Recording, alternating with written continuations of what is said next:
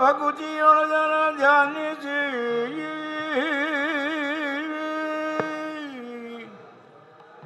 ವಂದಿಸುವೆ ಶಾರದೆಗೆ ಶಕ್ರಾದಿ ಅಮರರಿಂಗೆರಗಿ ನಾಂದಿಯೊಳುವರ ವ್ಯಾಸ ಮುನಿಪದ ದ್ವಂದ್ವಕಾನತನಾಗಿ ಕವಿಗಳ ಸೊನ್ನಡಿಗೆ ಬಲವೆಂದು ಬೇಡುವನಿ ಕಥಾಮೃತವ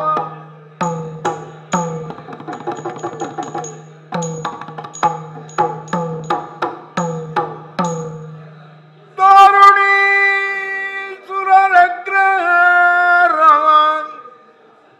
ಸೂರ್ಯಗೊಳುತಿಯ ತಸ್ಕರರ ದಾರುಣಿ ಸುರರಗ್ರಹರವ ಸೂರ್ಯಗೊಳುತಿಯ ತಸ್ಕರರ ಯಮನೂರ ವಂದಿಸಿ ಬಳಿಕ ರವಿಯುದಯದಲ್ಲಿ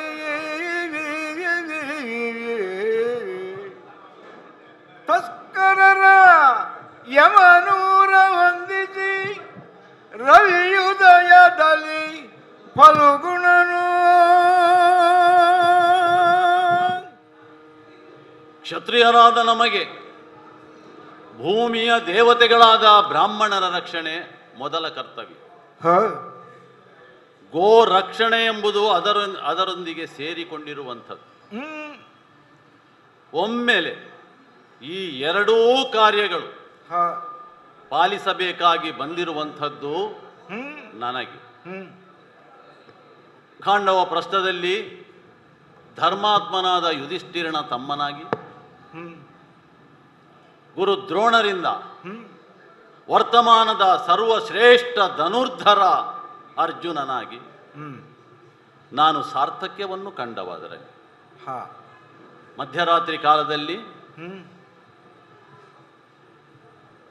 ಬ್ರಾಹ್ಮಣರು ಬಂದು ನಮ್ಮ ಅರಮನೆಯ ಹೊರವಲಯದಲ್ಲಿ ಕೂಗಿಕೊಂಡಾಗ, ರಕ್ಷಣೆಯನ್ನು ಕೋರಿದಾಗ,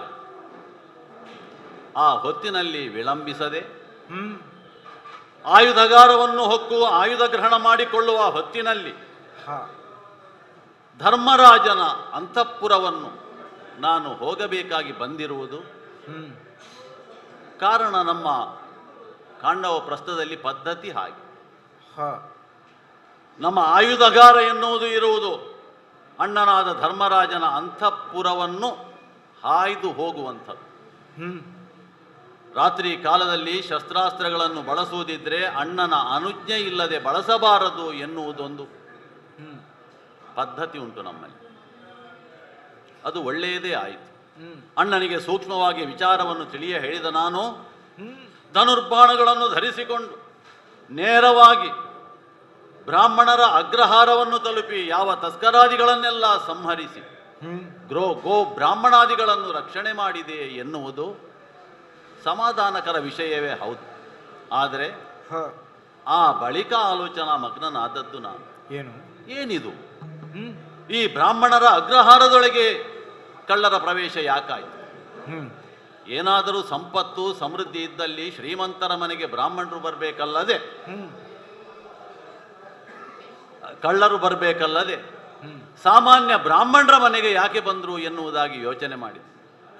ಹಾಗೆ ಒಂದೊಂದಾಗಿ ಆಲೋಚನೆ ಮಾಡುವಾಗ ಯಾವಾಗ ಖಾಂಡವ ಪ್ರಸ್ಥದಲ್ಲಿ ನಮ್ಮಣ್ಣನ ಧರ್ಮರಾಜನು ಅಧಿಕಾರ ರೂಢನಾಗಿದ್ದಾನು ಅಂದಿನಿಂದ ನಡೆದಂತಹ ಒಂದೊಂದು ಘಟನೆಗಳು ಒಂದು ಮತ್ತೊಂದನ್ನು ಹೆಣೆದುಕೊಂಡಿರುವಂತೆ ನನಗೆ ಭಾಸವಾಗ್ತಾ ಇದೆ. ಹೌದಲ್ಲ, ನಾರದರು ಖಾಂಡವ ಪ್ರಸ್ಥಕ್ಕೆ ಬಂದದ್ದು ದ್ರೌಪದಿಯನ್ನು ನಾವು ಪಾಲಿಸುವಲ್ಲಿ ಒಂದು ನಿಯಮವನ್ನು ರೂಪಿಸಿಕೊಟ್ಟದ್ದು, ವರುಷಕ್ಕೆ ಒಬ್ಬರಂತೆ ದ್ರೌಪದಿಗೆ ಗಂಡನಾಗಿ ಎಲ್ಲರೂ ಬಾಳಬೇಕು ಎನ್ನುವುದಾಗಿ ನಿಯಮವನ್ನು ರೂಪಿಸಿಕೊಂಡದ್ದು. ಮತ್ತೊಬ್ಬರ ಅಧೀನದಲ್ಲಿ ದ್ರೌಪದಿ ಇರುವಾಗ ಯಾರಾದರೂ ಅಂತಃಪುರವನ್ನು ಪ್ರವೇಶ ಮಾಡಿದ್ರೆ ಅವರು 1 ವರ್ಷ ತೀರ್ಥಾಟನೆಯನ್ನು ಮಾಡಬೇಕು ಅಂತ ನಿರೂಪಿಸಿದ್ದು. ಹೀಗೆ ನಡೆದಂತಹ ಹೊತ್ತಿಗೆ ಅಗ್ರಹಾರಕ್ಕೆ ಕಳ್ಳರ ಹಾವಳಿ ಆಗಿದೆ ಎನ್ನುವಾಗ ಏನೋ ಇದರಲ್ಲಿ ಸತ್ಯ ವಿಷಯ ಉಂಟು. ಹಾಗಾಗಿ ನಮ್ಮ ಗುರುಗಳು ಹೇಳ್ತಾ ಇದ್ರು, ಮನುಷ್ಯನಾಗಿ ಹುಟ್ಟಿದ ಮೇಲೆ ಎರಡನ್ನು ಸಾಧಿಸಬೇಕು. ಒಂದು ಶ್ರದ್ಧಾ, ಮತ್ತೊಂದು ಮೇಧ. ಸತ್ಯವನ್ನೇ ಅನುಸರಿಸುತ್ತಾ ಸಾಗಬೇಕಾದ ಮನಸ್ಸಿನ ಸಂಬಂಧವಾಗಿ ಇರುವಂಥದ್ದು ಶ್ರದ್ಧಾ. ಆ ಸತ್ಯವನ್ನು ಕಾಣುವುದಕ್ಕೆ ಇರುವಂಥ ಕಣ್ಣು ಮೇಧ. ಈ ಎರಡನ್ನೂ ಅಳವಡಿಸಿಕೊಂಡು ಸತ್ಯವನ್ನು ಕಾಣಬೇಕು, ಸತ್ಯದ ಬೆಳಕನ್ನು ನೋಡಬೇಕು ಅಂತ ಉಪದೇಶ. ಆ ಪ್ರಕಾರವಾಗಿ ಏನೋ ಇದರಲ್ಲಿ ಇದೆ ಎನ್ನುವ ನನ್ನ ತರ್ಕದಂತೆ ಮರುದಿವಸ ಅಣ್ಣನಿಗೆ ತಿಳಿಯ ಹೇಳಿ ಮರುದಿನ ಉದಯದಲ್ಲಿ ತೀರ್ಥಯಾತ್ರೆಗೆ ಹೊರಟು ಬಂದೆ. ಎಲ್ಲಿಂದ ಆರಂಭಿಸೋಣ ಅಂತ ಆಲೋಚನೆ ಮಾಡುವಾಗ ನಮ್ಮ ಈ ಚಂದ್ರವಂಶಕ್ಕೆ ಒಂದು ಮಹತ್ತಾದ ಪಾತ್ರ ಉಂಟು. ಗಂಗಾ ಭವಾನಿ ಸರ್ವರ ಪಾಪನಾಶಿನಿಯಂತೆ ಆಕೆ. ಅವಳು ಬ್ರಹ್ಮಶಾಪದಿಂದ ನಿಯುಕ್ತಳಾದಾಗ ಮಾನವ ಜನ್ಮದಲ್ಲಿ ಈ ಭೂಮಿಯಲ್ಲಿ ಹುಟ್ಟುವುದಕ್ಕೆ ಆಯ್ದುಕೊಂಡದ್ದು ಚಂದ್ರವಂಶವನ್ನೇ. ಅಂತಹ ಮಹತ್ವವುಳ್ಳ ವಂಶ ನಮ್ಮದಲ್ವೇ. ಹಾಗಾಗಿ ಆಕೆಯ ನೆನಪಿಗಾಗಿ ಗಂಗಾದ್ವಾರ ಅಲ್ಲಿಂದಲೇ ಆರಂಭಿಸಿದ್ದೇನೆ. ಅಲ್ಲಿ ನಡೆದ ಒಂದು ಅದ್ಭುತ ಘಟನೆ. ಗಂಗಾ ನದಿಯಲ್ಲಿ ನಾನು ತೀರ್ಥ ಸ್ನಾನವನ್ನು ವಿರಚಿಸುತ್ತಾ ಇರುವಾಗ ಒಂದೊಮ್ಮೆಗೆ ನನ್ನ ಕಾಲನ್ನು ಹಿಡಿದೆಳೆದುಕೊಂಡು ನಾನು ಯಾವುದೋ ಲೋಕವನ್ನು ಸೇರಿಕೊಂಡೆ. ಅಲ್ಲಿ ಹೋಗುವಾಗಲೇ ಅಗ್ನಿ ಕಾರ್ಯಕ್ಕೆ ಬೇಕಾದ ಸಿದ್ಧತೆ, ಹೋಮಕುಂಡವು ಎಲ್ಲ ತಯಾರಾಗಿತ್ತು. ಏನು ಅಂತ ನನಗೆ ಗೊತ್ತಾಗ್ಲಿಲ್ಲ. ಭಕ್ತಿಯಿಂದ ಅಗ್ನಿಯನ್ನು ಆರಾಧಿಸಿ ನಾನು ಯಾಕಾಗಿ ಇಲ್ಲಿಗೆ ಬಂದೆ ಅಂತ ಅಗ್ನಿಯಲ್ಲಿ ಪ್ರಾರ್ಥಿಸಿದಾಗ ಅಗ್ನಿ ಪ್ರಸನ್ನನಾದ. ನನ್ನ ಮುಂದೆಸೆಯಲ್ಲಿ ಪ್ರತ್ಯಕ್ಷಳಾದವಳು ಉಲೂಪಿ ಎನ್ನುವಂತಹ ನಾಗಕನ್ಯೆ, ದೇವತೆ ಅವಳು. ಏನೋ ಅವಳು ನನ್ನನ್ನು ಬಯಸಿದ್ಲು. ನನ್ನ ಶರೀರ ಸೌಂದರ್ಯವನ್ನು ಕಂಡು ಕಾಮ ಸುಖವನ್ನೇ ನನ್ನಿಂದ ಬಯಸಿದ್ದು, ನನ್ನನ್ನು ವಿವಾಹ ಆಗ್ಬೇಕಂತ ಅಪೇಕ್ಷೆ ಪಟ್ಲು. ಸರಿ, ಅವಳ ಅಪೇಕ್ಷೆಯನ್ನು ಒಂದು ದಿನದ ಮಟ್ಟಿಗೆ ನಾನು ಈಡೇರಿಸಿಕೊಟ್ಟಿದ್ದೇನೆ. ಹಾಗಾದ್ರೆ ಅರ್ಜುನನು ಏನು ಕಾಮಪರನೇ? ಅಲ್ಲವೇ ಅಲ್ಲ. ಒಬ್ಬ ಸಾಧಕನಾದವನು ಕೇವಲ ಕಾಮುಕನಾದ್ರೆ ಏನನ್ನೂ ಸಾಧನೆ ಮಾಡಲಿಕ್ಕೆ ಬರುವುದಿಲ್ಲ, ಸಾಧಕ ಆಗುವುದಿಲ್ಲ. ಅಪ್ರತಿಮ ಬಿಲ್ಗಾರ ಎಂದು ಗುರುವಿನಿಂದಲೇ ಪ್ರಶಂಸೆಗೆ ಒಳಗಾದ ನಾನು ಇನ್ನೂ ಮಹತ್ತರವಾದನ್ನು ಸಾಧಿಸಬೇಕು ಎನ್ನುವಂತಹ ಆಕಾಂಕ್ಷೆಯುಳ್ಳವನೇ ಆಗಿದ್ದೇನೆ. ಹಾಗಾದ್ರೆ ದೇವತೆಯಾದ ಆಕೆಯ ಅಪೇಕ್ಷೆಯನ್ನು ಒಂದು ದಿನದ ಮಟ್ಟಿಗೆ ಮನ್ನಿಸಿ ಆಕೆಯನ್ನು ವಿವಾಹ ವಿಧಿಯಿಂದ ಸ್ವೀಕರಿಸಿ ಮರುದಿನ ಉದಯದಲ್ಲಿ ಪುನಃ ಗಂಗಾ ತೀರವನ್ನು ಪ್ರವೇಶ ಮಾಡಿ ಅಲ್ಲಿಂದ ಉತ್ತರಾಭಿಮುಖವಾಗಿ ಹಿಮತ್ ಪರ್ವತವನ್ನು ತಲುಪಿದೆ. ಅಗಸ್ತ್ಯವಟ, ವಶಿಷ್ಠ ಪರ್ವತ, ಭೃಗುತುಂಗ ಮೊದಲಾದ ತೀರ್ಥಗಳನ್ನು, ಕ್ಷೇತ್ರಗಳನ್ನು ನಾನು ಸಂದರ್ಶಿಸಿ ಅಲ್ಲಿಯ ಯಾತ್ರೆಯನ್ನು ಮುಗಿಸಿಕೊಂಡು ಹಾಗೆಯೇ ನಾನು ಪೂರ್ವ ದಿಕ್ಕಿಗೆ ತಿರುಗಿ ಮುಂದೆ ಬಂದಾಗ ಅಲ್ಲಿ ಒಂದು ವಿಚಿತ್ರ ಸಂಗತಿ. 5 ಪಂಚ ಮಹಾತೀರ್ಥಗಳು ಅಂತ ಪ್ರಸಿದ್ಧ. ಆದರೆ ಆ ಪವಿತ್ರ ತೀರ್ಥಗಳ ಬಳಿಯಲ್ಲಿ ಯಾರೂ ಸುಳಿಯುತ್ತಿಲ್ಲ, ದೂರದಲ್ಲಿ ಕುಳಿತಿದ್ದಾರೆ. ಏನು ಅಂತ ಬ್ರಾಹ್ಮಣರಲ್ಲಿ ಪ್ರಶ್ನೆ ಮಾಡಿದಾಗ ಅದರಲ್ಲಿ ಮೊಸಳೆ ಇದೆ ಅಂತ ಹೇಳಿದರು. ಹಾಗಾದ್ರೆ ಉಲೂಪಿ ನನ್ನನ್ನು ಬೀಳ್ಗೊಡುವಾಗ ಒಂದು ವರದಾನ ಮಾಡಿದ್ದು ನನಗೆ, ಏನು? ಜಲಚರ ಪ್ರಾಣಿಗಳಿಂದ ನಿನಗೆ ಯಾವುದೇ ಅಪಾಯ ಉಂಟಾಗದಿರಲಿ. ಹಾಗಾದ್ರೆ ಇದು ಒಂದು ಪರೀಕ್ಷೆಗೆ ಕಾಲ. ಧೈರ್ಯದಿಂದ ನಾನು ಹೋಗಿ ಆ ತೀರ್ಥದಲ್ಲಿ ಇಳಿದಾಗ ಮೊಸಳೆಯಾಗಿದ್ದದ್ದು ಸ್ತ್ರೀ ರೂಪದಲ್ಲಿ ಪರಿವರ್ತನೆಗೊಂಡಿದೆ. ವರ್ಗ ಎನ್ನುವ ಅಪ್ಸರೆ ಮತ್ತು ಅವಳ ಸಖಿಯರು 4ರಂತೆ, ಒಟ್ಟು 5 ಮಂದಿ. ಬ್ರಾಹ್ಮಣರ ಶಾಪದಿಂದ ಮಡುವಿನಲ್ಲಿ ಈ ತೀರ್ಥಗಳಲ್ಲಿ ಮೊಸಳೆಗಳಾಗಿ ನೆಲೆಸಿದ್ರು. ಹೀಗೆ 5 ತೀರ್ಥಗಳಲ್ಲಿದ್ದ 5ರನ್ನೂ ನಾನು ಶಾಪ ವಿಮೋಚನೆಗೊಳಿಸಿದೆ. ನಾನು ಮುಟ್ಟಿದಾಕ್ಷಣವೇ ಸುಂದರ ಸ್ತ್ರೀಯರಾಗಿ ಮಾರ್ಪಾಡುಗೊಂಡಿದ್ದಾರೆ. ಹೀಗೆ ಅವರದ್ದೂ ನನಗೆ ಒಂದು ರೀತಿಯಲ್ಲಿ ಅನುಗ್ರಹವೇ ಉಂಟಾಗಿದೆ. ಮಾತ್ರ ಅಲ್ಲ, ನಾರದರೇ ಆ ವರ್ಗ ಎನ್ನುವ ಅಪ್ಸರೆಗೆ ಹೇಳಿದ್ರಂತೆ, ಭವಿಷ್ಯದಲ್ಲಿ ಪಾಂಡುಪುತ್ರನಾದ ಅರ್ಜುನ ತೀರ್ಥಯಾತ್ರಾ ನಿಮಿತ್ತವಾಗಿ ಇಲ್ಲಿಗೆ ಬಂದಾಗಲೇ ನಿಮಗೆ ಶಾಪ ವಿಮೋಚನೆ. ಹಾಗಾದ್ರೆ ಈ ತೀರ್ಥಯಾತ್ರೆಗೆ ಏನೇನು ಸಂಬಂಧಗಳು ಕಲ್ಪಿತವಾಗಿವೆ ಎನ್ನುವುದನ್ನು ನಾನು ಆಲೋಚನೆ ಮಾಡುವುದು ಏನು? ನನಗಿದು ಸತ್ಯದ ಅಪೇಕ್ಷೆ. ನಾನು ತೊಡಗಿದ್ದು ಅಲ್ಲಿಂದ. ಹ್ಮ್ ಬ್ರಾಹ್ಮಣರ ಅಗ್ರಹಾರಕ್ಕೆ ಕಳ್ಳರು ಯಾಕಪ್ಪ ನುಗ್ಗಿದ್ರು? ಹಾಗಾದ್ರೆ ಉತ್ತರ ಒಂದೊಂದೇ ದೊರಕ್ತಾ ಉಂಟು. ಹ್ಮ್ ಏನೋ ಒಂದು ತೀರ್ಥಯಾತ್ರೆ ಆಗಬೇಕು. ಹ್ಮ್ ಒಟ್ಟಿನಲ್ಲಿ ಪಾಂಡವರಾದ ನಮ್ಮ ಎಲ್ಲರ ಅಭ್ಯುದಯದ ಆಕಾಂಕ್ಷೆ ನಾನು. ಬೆಳೆಯಬೇಕು, ನಾವು ಬೆಳೆಯಬೇಕು, ನಮ್ಮ ಸಾಮ್ರಾಜ್ಯವು ವಿಸ್ತಾರಗೊಳ್ಳಬೇಕು. ಹಾಗಾದ್ರೆ ಈ ಯಾತ್ರೆಯ ಅನುಭವವೂ ಅದರಲ್ಲಿ ಒಂದಲ್ಲದೆ ದೇವತೆಗಳ ಒಂದು ಸಂಪರ್ಕವೂ ನಮಗೆ ಇದರಿಂದ ಲಭ್ಯವಾಗ್ತದೆ ಅಂತ ಹೇಳಿದರೆ ಅದು ನಮಗೆ ದೊರೆತಂತಹ ಒಂದು ವಿಶೇಷವಾದ ಅನುಗ್ರಹ ಅಲ್ವೇ? ಇರಲಿ, ನಮ್ಮ ಜನ್ಮದಲ್ಲಿಯೂ ದೇವತೆಗಳ ಅನುಗ್ರಹ ಹೇಗೂ ಉಂಟು. ಆದ್ರಿಂದ ಮುಂದಕ್ಕೂ ಏನೋ ಇದ್ರೆ, ವಿಶೇಷ ಇದ್ರೆ ನೋಡೋಣ ಅಂತ ಹೇಳಿ ಅಲ್ಲಿಂದ ಪಶ್ಚಿಮಾಭಿಮುಖವಾಗಿ ತಿರುಗಿಕೊಂಡು ಸಮುದ್ರ ತೀರ ಬದಿಯಲ್ಲಿಯೇ ಮುಂದುವರಿಯುತ್ತಾ ಬರುವಾಗ ನನ್ನ ಶರೀರದಲ್ಲಿ ಇನ್ನೂ ಉತ್ಸಾಹ ಕಾಣ್ತಾ ಉಂಟು. ಏನು? ಇನ್ನೂ ಮುಂದುವರಿಬೇಕು, ಏನುಂಟು ನೋಡಬೇಕು. ಹಾಗಾದ್ರೆ ಇನ್ನೂ ಅವಧಿಯೂ ಉಂಟು. 1 ವರ್ಷದ ಅವಧಿಯನ್ನು ಇಟ್ಟುಕೊಂಡು ನಾನು ಹೊರಟವಲ್ವೇ? ಇನ್ನೂ 6 ಮಾಸಗಳು ಕಳೆದವಷ್ಟೇ. ಹಾಗಾದ್ರೆ ಮುಂದೆ ಏನುಂಟು? ಈ ಸಮುದ್ರ ತೀರದಲ್ಲಿಯೇ ಮುಂದುವರಿಯೋಣ, ನೋಡೋಣ ಇದು ಯಾವುದು, ತಲುಪಿತು ಎಲ್ಲಿಗೆ. ಓಹೋ, ಆರ್ತಿ ವಾಗ್ರಾಣಿ ಕೇಳೋ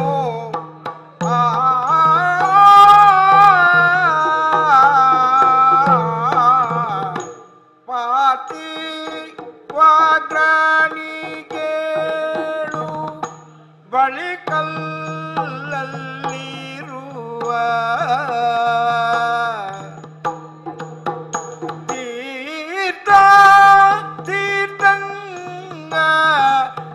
ತೀರ್ಥಂಗಳೆಲ್ಲರಲೇ ಬಳಿಕಲ್ಲಲ್ಲಿರುವ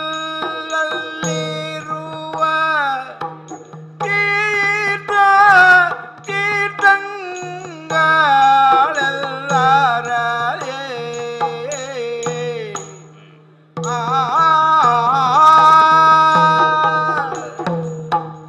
ಅತ್ತಿಯಲ್ಲಿ ಬಿಂದು ತಾನೈ ತಂದು ನೋಡಿದನು, ಅರ್ತಿಯಲ್ಲಿ ಮಿಂದು ತಾನೈ ತಂದು ನೋಡಿದನು. ಪಾರ್ಥನುರ ಸೇತು ಬಂದವನು ನೋಡಿದನು, ಪಾರ್ಥನುರ ಸೇತು ಬಂದವನು. ಅರ್ತಿಯಲ್ಲಿ ಮಿಂದು ತಾನೈ ತಂದು ನೋಡಿ, ಅರ್ತಿಯಲ್ಲಿ ಪಾರ್ಥನುರ ಸೇತುವನು.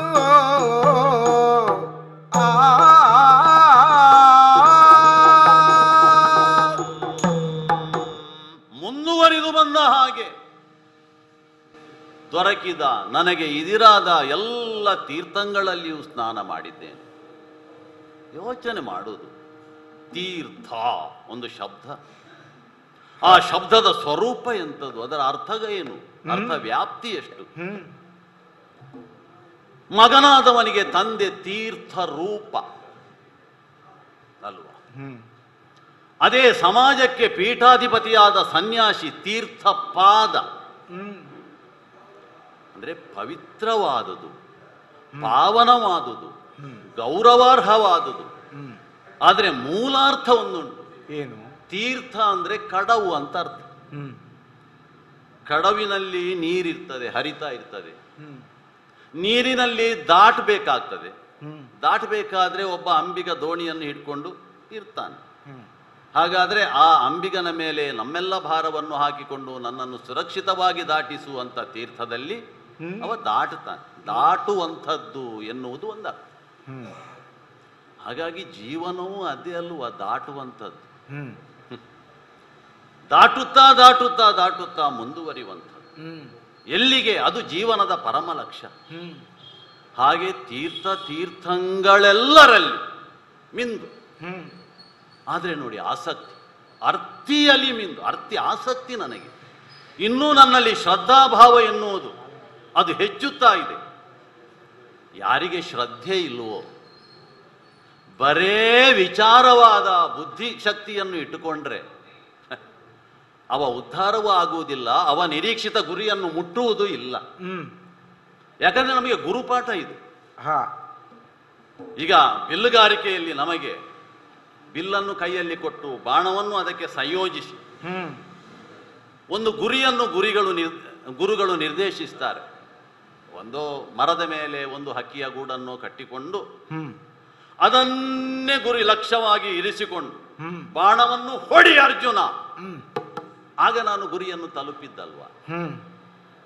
ಹಾಗಾದ್ರೆ ಈಗ ವಿಚಾರವಾದದಿಂದ ನಾವು ಬುದ್ಧಿಶಕ್ತಿಯಿಂದಲೇ ವಿಮರ್ಶೆ ಮಾಡೋಣ. ಈಗ ಕ್ಷತ್ರಿಯ ಕುಮಾರರಾದಂತಹ ನಾವು ಇಷ್ಟೆಲ್ಲ ಅಭ್ಯಾಸ ಮಾಡುವುದು ಈ ಹಕ್ಕಿಯನ್ನು ಹೊಡೆಯುವುದಕ್ಕೋ ಯಾವ ಗೋಡೆಗೆ ಹೊಡೆಯುವುದಕ್ಕೋ ಬಿಲ್ಲು ವಿದ್ಯೆಯನ್ನು ಆ ಪ್ರಯೋಗಕ್ಕಾಗಿ ಅಲ್ಲವಲ್ಲ. ಹಾಗಾದ್ರೆ ಉದ್ದೇಶ ಬೇರೆ, ಕಲಿವಲ್ಲಿವರೆಗೆ ಆ ಗುರಿ ಎನ್ನುವುದು ಬೇಕು. ಅದಕ್ಕಾಗಿ ಶ್ರದ್ಧೆ, ಅದರ ಬಗ್ಗೆ ಶ್ರದ್ಧೆಯನ್ನು ಇರಿಸಿಕೊಳ್ಬೇಕು. ಅದರಿಂದಲೇ ಸತ್ಯದರ್ಶನ ಅವನಿಗೆ ಆಗುವಂಥದ್ದು. ಆದ್ದರಿಂದಲೇ ಶ್ರದ್ಧಾ ಎನ್ನುವುದು ಮನಸ್ಸಿನ ಋತವನ್ನು ಅವಲಂಬಿಸಿಕೊಂಡು ಸತ್ಯವನ್ನು ಅನುಸರಿಸುತ್ತಾ ಸಾಗಬೇಕಾದ ಆ ಹಿನ್ನೆಲೆಯಲ್ಲಿ ಶ್ರದ್ಧಾಪೂರ್ವಕವಾಗಿ ತೀರ್ಥಂಗಳೆಲ್ಲರಲ್ಲಿ ಮಿಂದು ಈಗಾಗಲೇ ನನಗೆ ಅನುಭವ ಆಗಿದೆ, ಏನೋ ಇದೇ ವಿಷಯ. ಹಾಗಾದ್ರೆ ಏನು ಆ ಸತ್ಯದ ಅನುಭವವನ್ನು ಪೂರ್ಣವಾಗಿಸಿಕೊಳ್ಬೇಕು ಎನ್ನುವಂತಹ ಆ ಮೇಧಾಶಕ್ತಿ. ಮೇಧೆ ಎನ್ನುವುದು ಅದು ಕಣ್ಣು, ಸತ್ಯವನ್ನು ಕಾಣಲಿಕ್ಕೆ ಇರುವಂಥದ್ದು. ಹಾಗೆ ಮುಂದುವರೆದು ಬಂದಿದ್ದೇನೆ. ಯಾವ ಸ್ಥಳ ಇದು? ಓಹೋ ಹೌದಪ್ಪ, ಇದಕ್ಕೊಂದು ಇತಿಹಾಸವೇ ಇದೆ. ಏನು? ರಾಮೇಶ್ವರ ಅಂತ ಇಲ್ಲಿಗೆ ಹೆಸರಂತೆ. ಶ್ರೀರಾಮಚಂದ್ರನೇ ಪೂರ್ವದಲ್ಲಿ ಪರಮೇಶ್ವರನನ್ನು ಶಿವನನ್ನು ಪೂಜಿಸಿದಂತಹ ಒಂದು ಕ್ಷೇತ್ರ ಅಂತೆ ಇದು. ಮರಳಿನಿಂದಲೇ ಒಂದು ಲಿಂಗವನ್ನು ಸ್ಥಾಪನೆ ರಾಮನು ಮಾಡಿದ್ದಂತೆ. ಕೆಲವಾರು ಆ ಕ್ಷೇತ್ರಗಳನ್ನು ಆ ಸ್ಥಳಗಳನ್ನು ನಾನು ದರ್ಶಿಸಿದ್ದು ಉಂಟು. ಮೇಲೆ ಹೋಗಿ ನೋಡುವಾಗ ಎತ್ತರದಲ್ಲಿ ಕಡಿದಾದ ಒಂದು ಗುಡ್ಡ ಪರ್ವತ, ಅಲ್ಲಿ ಶ್ರೀರಾಮ ಪಾದ ಅಂತ ಒಂದು ಪುಷ್ಪಗಳನ್ನೆಲ್ಲ ಇಟ್ಟು ಅರ್ಚಿಸ್ತಾ ಇದ್ದಾರೆ ಭಕ್ತರು. ಅಲ್ಲಿ ಒಂದು ಪಾದದ ಚಿಹ್ನೆಯೂ ಇದೆ. ಹಾಗಾದ್ರೆ ಈ ಚಿಹ್ನೆ ಎಲ್ಲ ರಾಮನು ಇಟ್ಟ ಪಾದದಿಂದಲೇ ಮೂಡಿದ್ದೋ? ಇದೆಲ್ಲ ವಿಮರ್ಶೆಗೆ ವಿಷಯ ಅಲ್ಲಪ್ಪ. ಏನೋ ಭಕ್ತರಿಗೆ ಎಲ್ಲರಿಗೂ ಶ್ರದ್ಧೆ ಉಂಟು, ಅಲ್ಲಿ ಒಂದು ಏನೋ ಸ್ಥಾಪನೆ ಮಾಡಿದ್ದಾರೆ. ಇರ್ಲಿ, ರಾಮನ ಕುರಿತಾಗಿ ಒಂದು ನೆನಪು ಮಾಡಿಕೊಳ್ಳುವುದಕ್ಕೆ, ಒಂದು ಭಕ್ತಿಯನ್ನು ಪ್ರಕಟಪಡಿಸುವುದಕ್ಕೆ ಒಂದು ಶ್ರದ್ಧಾ ಕೇಂದ್ರ ಆಯ್ತಲ್ವ, ಸಂತೋಷ. ಅದನ್ನು ನೋಡಿದೆ. ಹಾಗೆಯೇ ಮುಂದುವರಿದೆ. ಧನುಷ್ಕೋಡಿ, ರಾಮನು ಧನುಸ್ಸನ್ನು ಇಲ್ಲಿ ಊರಿದ್ದಂತೆ. ಆಮೇಲೆ ಲಂಕಾಭಿಮುಖವಾಗಿ ಅವನು ನೋಡಿದ್ದಂತೆ. ಇಲ್ಲಿ ಆ ಊರಿದ ಸ್ಥಳಕ್ಕೆ ಧನುಷ್ಕೋಟಿ ಅಂತ ಹೆಸರಾಗಿದೆ. ಈಗ ಕೋಟಿ ಅಂದ್ರೆ ಆ ಧನುಸ್ಸಿನ ತುದಿ, ಅದನ್ನು ಊರಿ ನಿಂತದ್ದು ರಾಮ. ಓಹೋ, ಇಂಥದ್ದೆಲ್ಲ ಅದ್ಭುತಗಳು ಕೆಲವೆಲ್ಲ ಉಂಟಿಲ್ಲಿ. ಅದೆಷ್ಟೋ ಭಕ್ತರು ಬರ್ತಾರೆ, ಅಲ್ಲಿ ಅದನ್ನು ದರ್ಶಿಸ್ತಾರೆ, ಭಕ್ತಿಯಿಂದ ಕೈ ಮುಗಿತಾರೆ, ಮುಂದುವರಿತಾರೆ. ಆಹಾ, ಹಾಗಾದ್ರೆ ಇನ್ನೂ ಇಲ್ಲಿ ಏನೋ ವಿಶೇಷ ಏನಾದರೂ ಉಂಟೋ? ಮುಂದುವರೆದು ನಾನು ಸಮುದ್ರ ತೀರದತ್ತ ಬಂದದ್ದು. ಇಲ್ಲಿ ಸೇತುವೆಯನ್ನು ಕಟ್ಟಿದಂಥ ಸ್ಥಳ ಇಲ್ಲಿಯೇ ಎಲ್ಲೋ ಇರಬೇಕಲ್ಲ, ಆ ಸ್ಥಳವನ್ನು ನೋಡುವ ಒಂದು ಆಸಕ್ತಿ ನನಗೆ ಉಳಿದಿತ್ತು. ಹಾಗಾಗಿ ತೀರದ ಬಳಿಗಾಗಿ ತೆರಳ್ತೇನೆ, ಬಂದಿದ್ದೇನೆ ಇಲ್ಲಿ ಅಲ್ವಾ. ಬಂದಲ್ಲಿ ರಘುವರಿಯ ನಿಂದ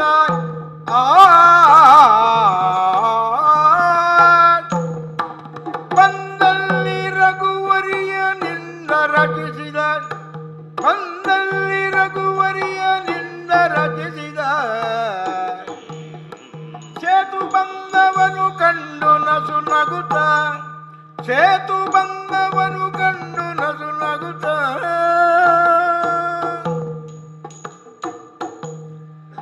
ಮುಂದೆ ಸೂಕ್ಷ್ಮಾಕಾರದಿಂದ ತಪಿಸುವ ಅನಿಲ ನಂದನನ ಕಂಡು,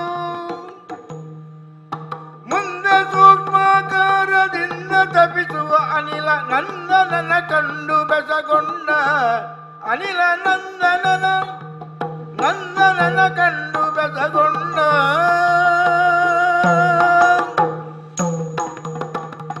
ಆ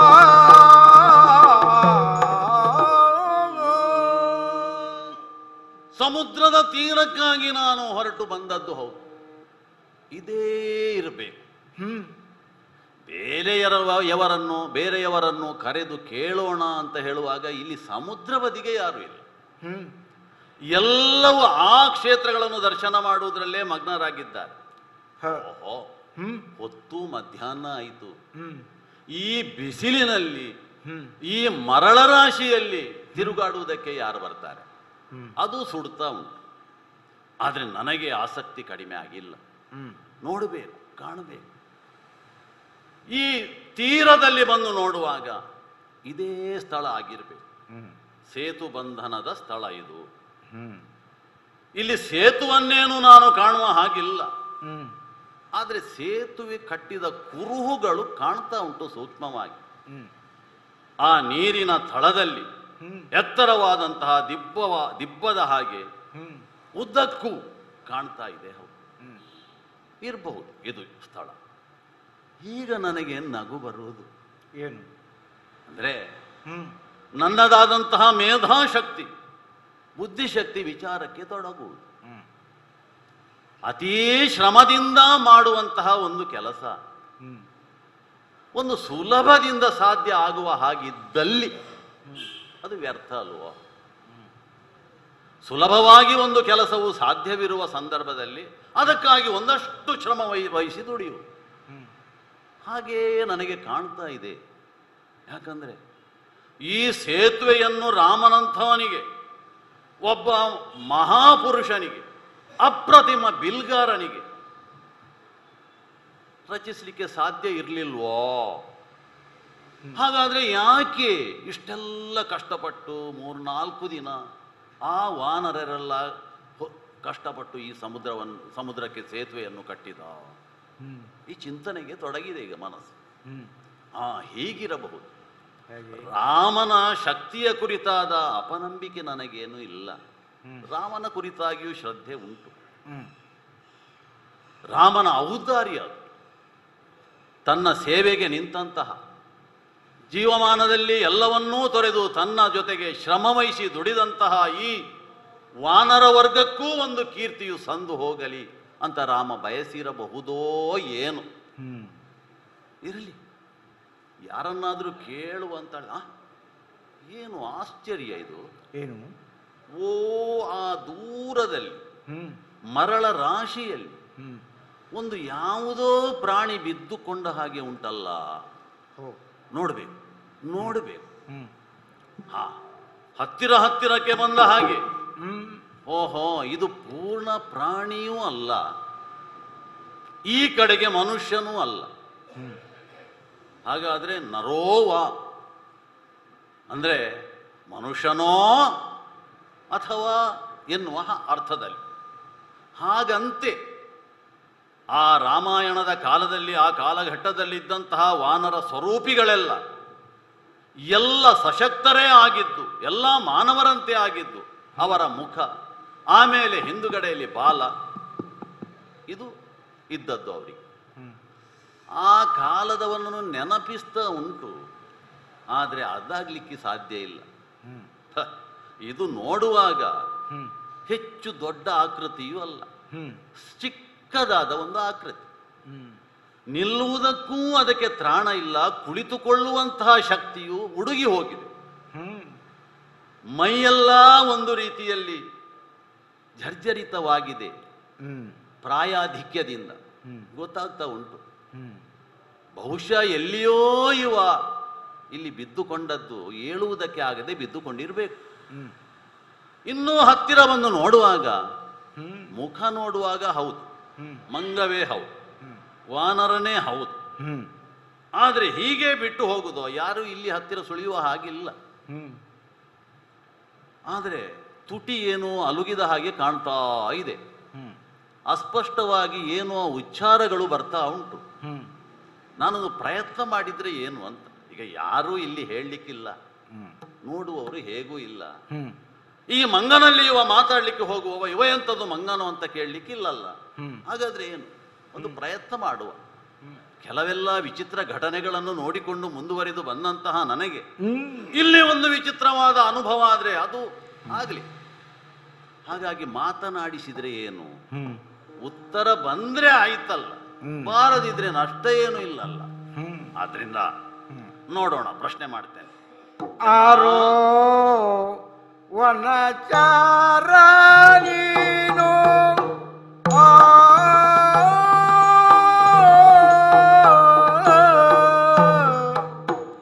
ಆರೋ ವನಚಾರ ನೀನು ಈ ರೀತಿ ಇಂದ ಬೂದಿ ತೀರದಲ್ಲಿ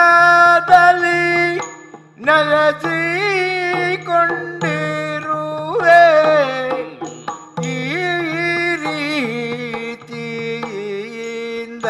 ಬೋಧಿ ತೀರದಲ್ಲಿ ನೆಲೆಸಿಕೊಂಡಿರುವ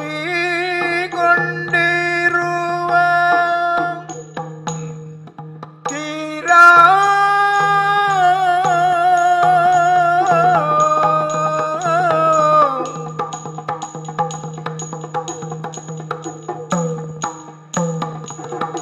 ಅಬುದಿ ತೀರದಲ್ಲಿ ನೆಲೆಸಿ ಕೊಂಡಿರುವ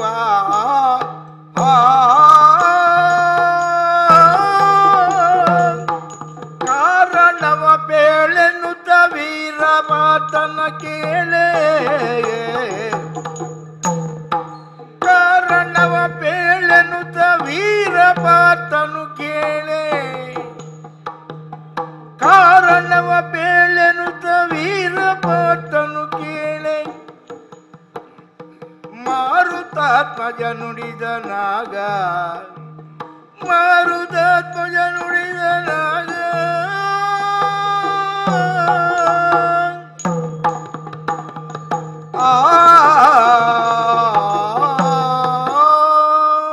ಅಯ್ಯ ವನಚರ, ರಾಮ,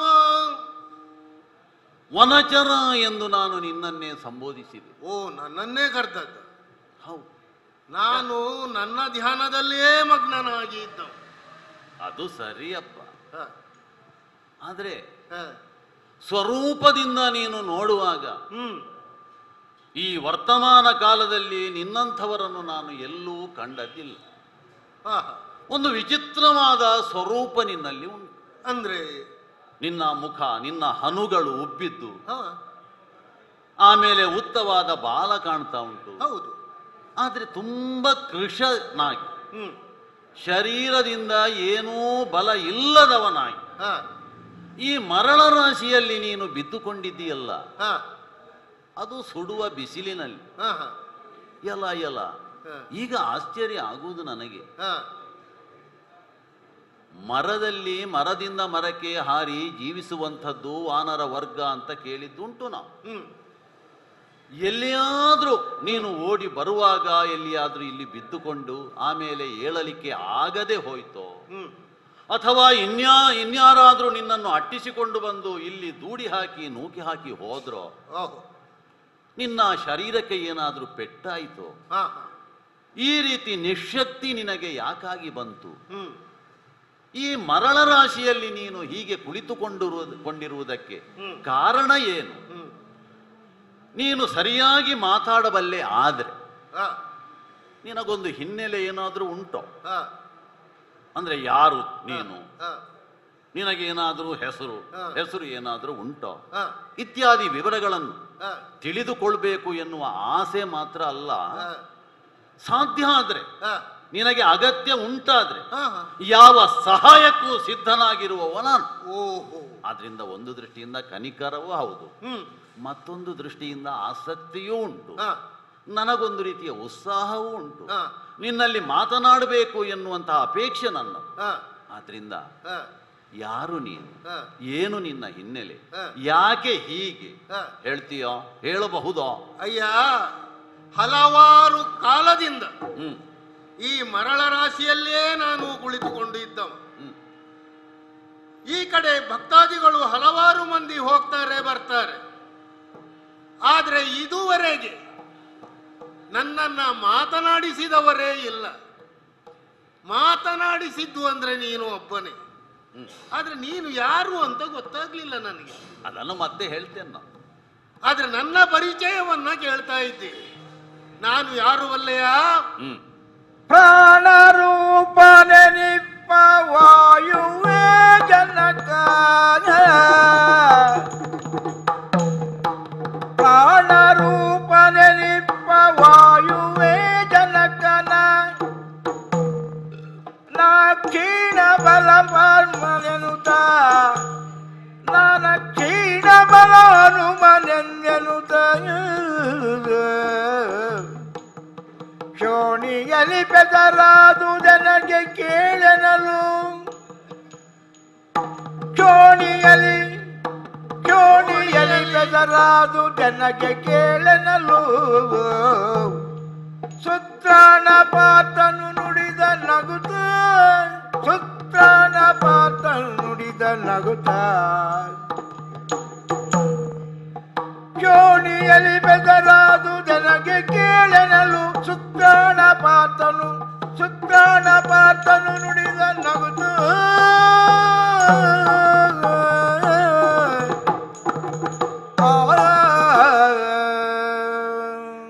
ಈ ಮರಳ ರಾಶಿಯಲ್ಲಿ ನಾನು ಬಿದ್ದದ್ದನ್ನ ನೋಡಿ ನಿನಗೆ ಒಂದು ರೀತಿಯ ಕನಿಕರ ಹುಟ್ಟಿತು. ನೀನು ಎಣಿಸಿದ ಹಾಗೆ ಇಲ್ಲಿಂದ ಹೋಗುವುದಕ್ಕಾಗದೆಯೋ ಅಥವಾ ಯಾರು ದೂಡಿಯೋ ಹೀಗೆ ನಾನು ಇಲ್ಲಿ ಬಿದ್ದುಕೊಂಡವನಲ್ಲ. ಯಾಕಂದ್ರೆ ಅಂತಹ ಪರಿಸ್ಥಿತಿ ನನ್ನ ಪಾಲಿಗೆ ಒದಗುವುದಿಲ್ಲ. ಯಾಕೆ? ಸಾಮಾನ್ಯನಾದವನು ಅಲ್ಲ ನಾನು. ಪ್ರಪಂಚದಲ್ಲಿ ಎಲ್ಲಾ ಜೀವರಾಶಿಗಳು ಬದುಕಬೇಕಿದ್ರೆ ಪ್ರಾಣವಾಯು ಅನ್ನುವಂತಹದ್ದು ಬೇಕು.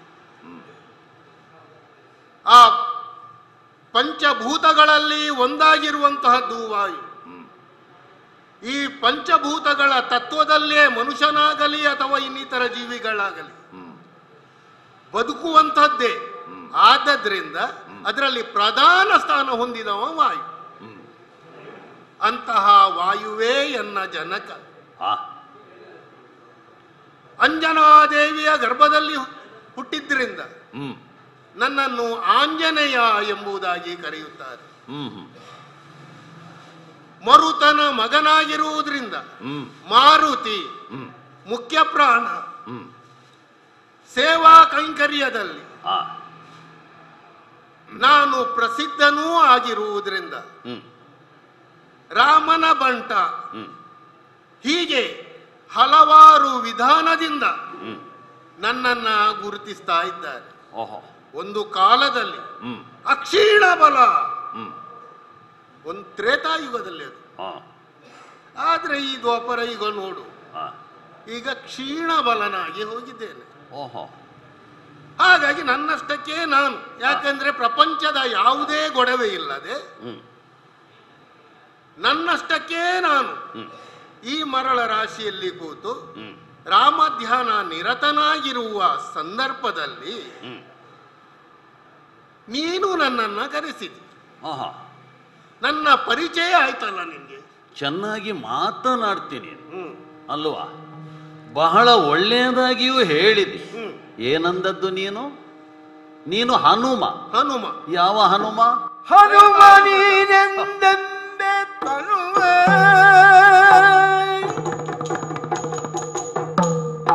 ಹನುಮ ಹನುಮ ನೀನೆಂದೆಂಬೆ ತನುಡಿದಡೆ ತನುವ ನೋಡಿದಡೆ ಬಡಜಣುಗಿ ನನ್ನದೊಳಿರುವೆ ಯಾಕೆ ಬಡಜುಳುಗಿ ನನ್ನದೊಳಿರುವೆ ಯಾಕೆ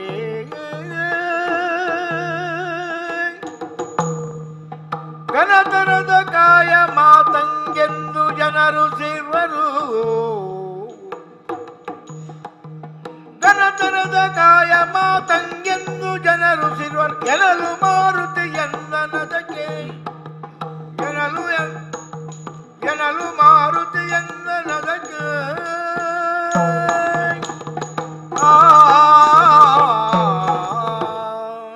ಸರಿ ಹೋಯ್ತು ಬಿಡು. ಯಾಕೆ? ಹನುಮಂತ ಅವನ ಹೆಸರನ್ನು ಕೇಳದವನೂ ಅಲ್ಲ, ಅವನ ಕುರಿತು ಏನೂ ಗೊತ್ತಿಲ್ಲದವನು ನಾನಲ್ಲ. ನೀನು ಹೇಳಿದ್ದು ಮಾತ್ರ ಉಂಟಲ್ಲ ನಗು ಬರಿಸುವಂಥದ್ದು. ಯಾಕೆ?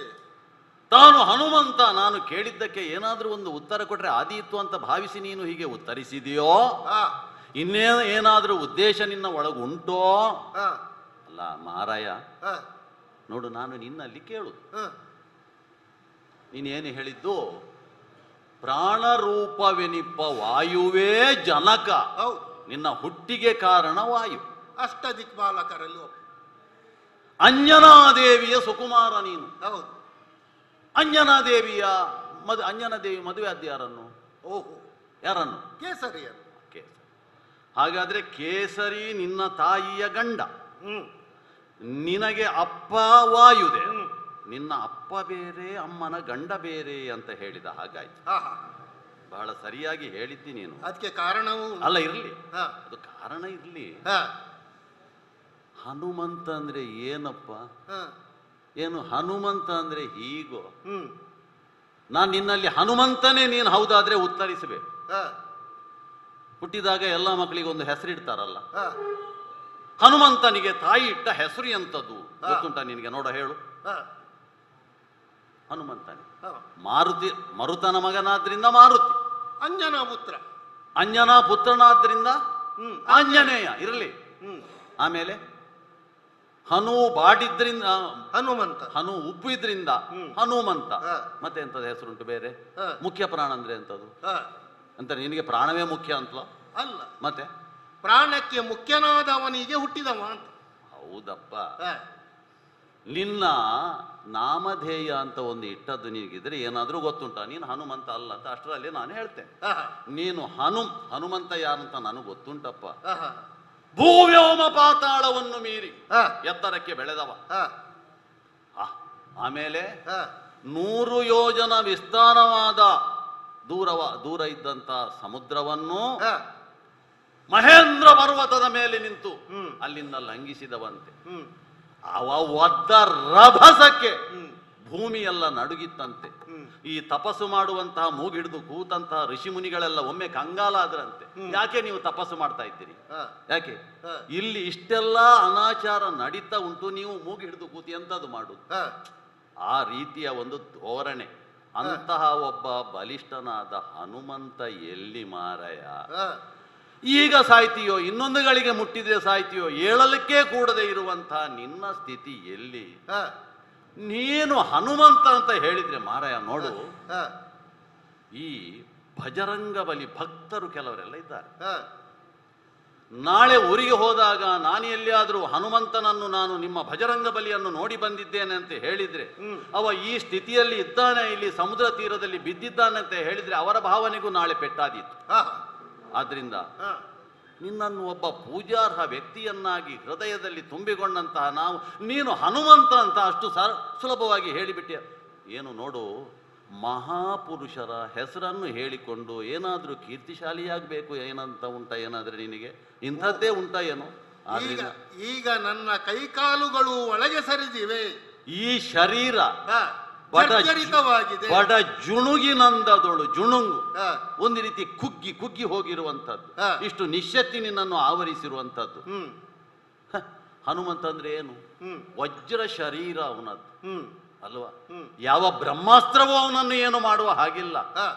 ಅಂತಹ ಹನುಮಂತನ ಶರೀರ ಈ ರೀತಿಯಾಗಿ ಬದಲಾಗಿದೆ ಅಂತ ಆದ್ರೆ ನಾನು ಯೋಚನೆ ಮಾಡುವುದು, ಇನ್ನು ಆ 77 ಕೋಟಿಯೋ 18 ಪದ್ಮವೋ ಎಲ್ಲ ಇದ್ರಂತೆಲ್ಲ, ಅವರೆಲ್ಲ ಎಂಥದ್ದಾಗಿರ್ಬೋದು ಮಾರ್ರೆ. ಈಗ ಒಳ್ಳೆ ಜೋರಾಗಿ ಈಗ ಬಿರುಗಾಳಿ ಬಂದ್ರೆ ಎಲ್ಲಿಯಾದ್ರೂ ಹಾರಿ ಹೋಗ್ತೀಯೋ ತರಗೆಲೆ ಹಾಗೆ ಎಂಬಂತೆ ಕಾಣುತ್ತಿರುವ ನೀನು ಹನುಮಂತ ಅಂತ ಹೇಳ್ತೀಯ.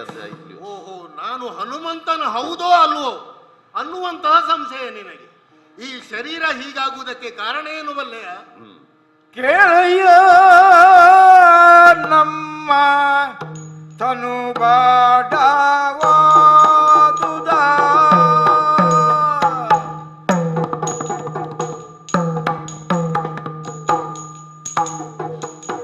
ಕೇಳಯ್ಯ ನಮ್ಮ ತನು ಬಾಡವಾದುದ,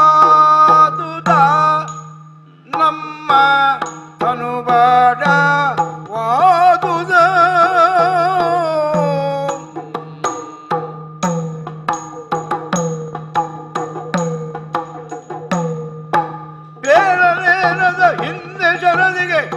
ಸೇತುವ ಕಟ್ಟಲು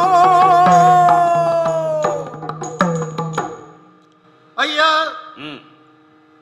ನನ್ನ ಈ ದೇಹದ ಸ್ಥಿತಿಯನ್ನ ನೋಡಿ ಕುಗ್ಗಿ ಸುರುಟಿ ಹೋದಂತಹ ದೇಹವನ್ನ ಕಂಡು ಹನುಮಂತ ನೀನಲ್ಲ, ದೊಡ್ಡವರ ಹೆಸರನ್ನೇ ಹೇಳಿ ಬದುಕುವ ಬಡಜೀವಿ ನೀನು ಎಂಬುದಾಗಿ ನೀನು ತರ್ಕಿಸಿರಬಹುದು.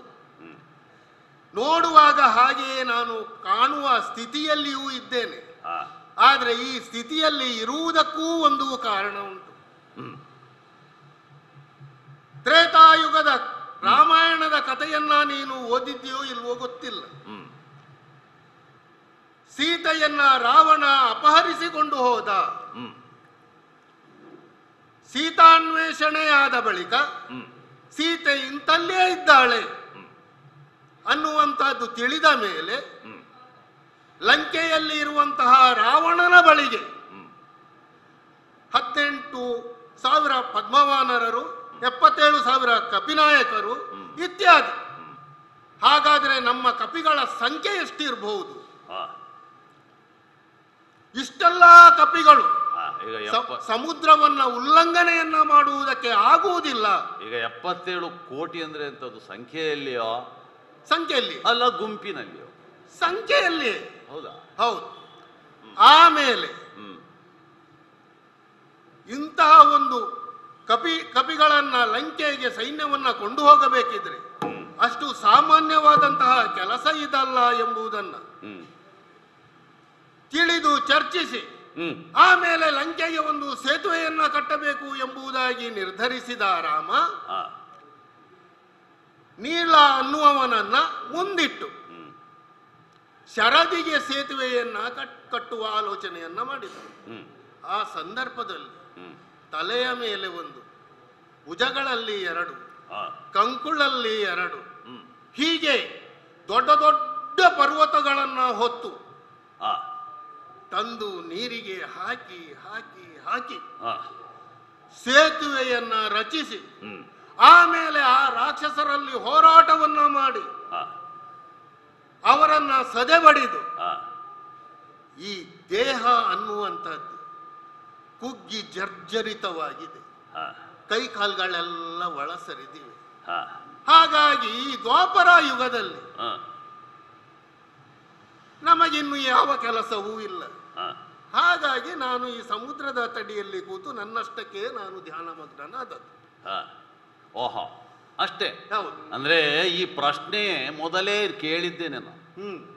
ಆರು ನೀ ವನಚರ ಈ ರೀತಿ ಇಂದಂಬುದಿ ತೀರದಲ್ಲಿ ನೆಲೆಸಿರುವ ಕಾರಣವ ಹೇಳು.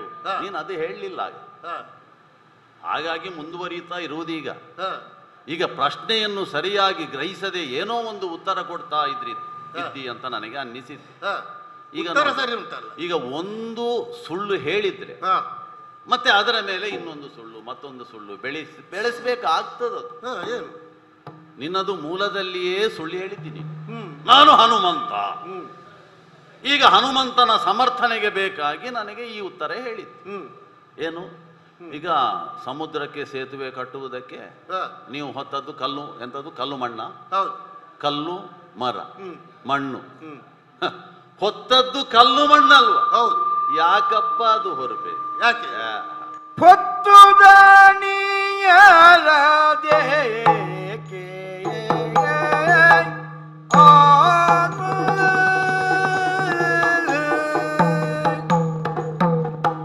ಹೊತ್ತು ದಾನಿಯರ ದೇಕೆ ಗಿರಿಗಳ ಎತ್ತಲೇ ಏತಕ್ಕೆ ಕಲ್ಮರಂಗಳ ಗಿರಿಗಳ ನೆತ್ತಲೇತಕ್ಕೆ ಕಲ್ಮರಂಗಳ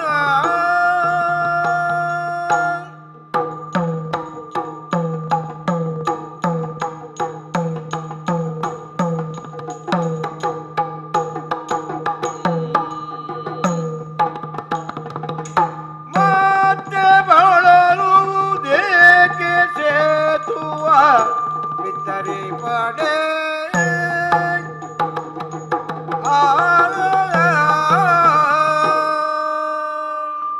ಸಮುದ್ರಕ್ಕೆ ಸೇತುವೆಯನ್ನು ಕಟ್ಟುವುದಕ್ಕಾಗಿ, ಹ್ಮ್ ಲಂಕೆಗೆ ಸೇತುವೆ ನಿರ್ಮಾಣಕ್ಕಾಗಿ ಹ್ಮ್ ವಾನರರೆಲ್ಲ ಒಂದಾಗಿ ಹಾ ಕಲ್ಲು, ಪರ್ವತ, ಮಣ್ಣು, ಹಾ ಮರ, ಹ್ಮ್. ಹೊತ್ತು ಕಲ್ಮರಂಗಳ ಹ್ಮ್ ಹಾಗೆ ನಾವು ದುಡಿದದ್ರಿಂದ ಹಾ ಈ ಸ್ಥಿತಿ ಬಂತು.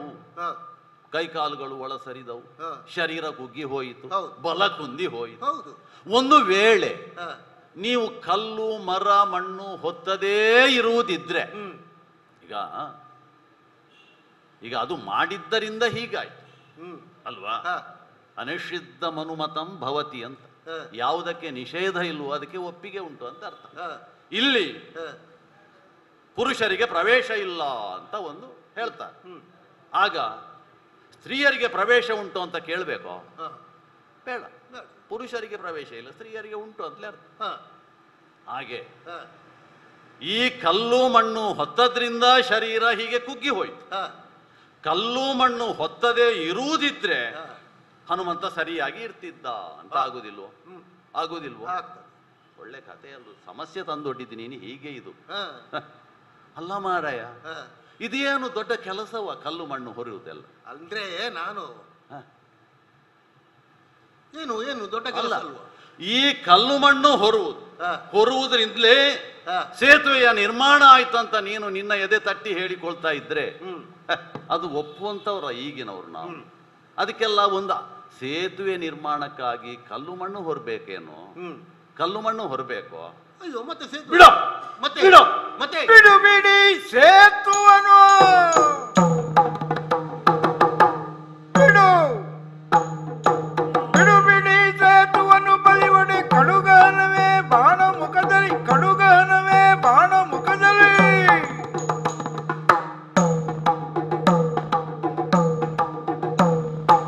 ಎಡೆಬಿಡದ ಸೇತುವನ್ನು ರಚಿಸುವೆ ದೃಢತರದಳು.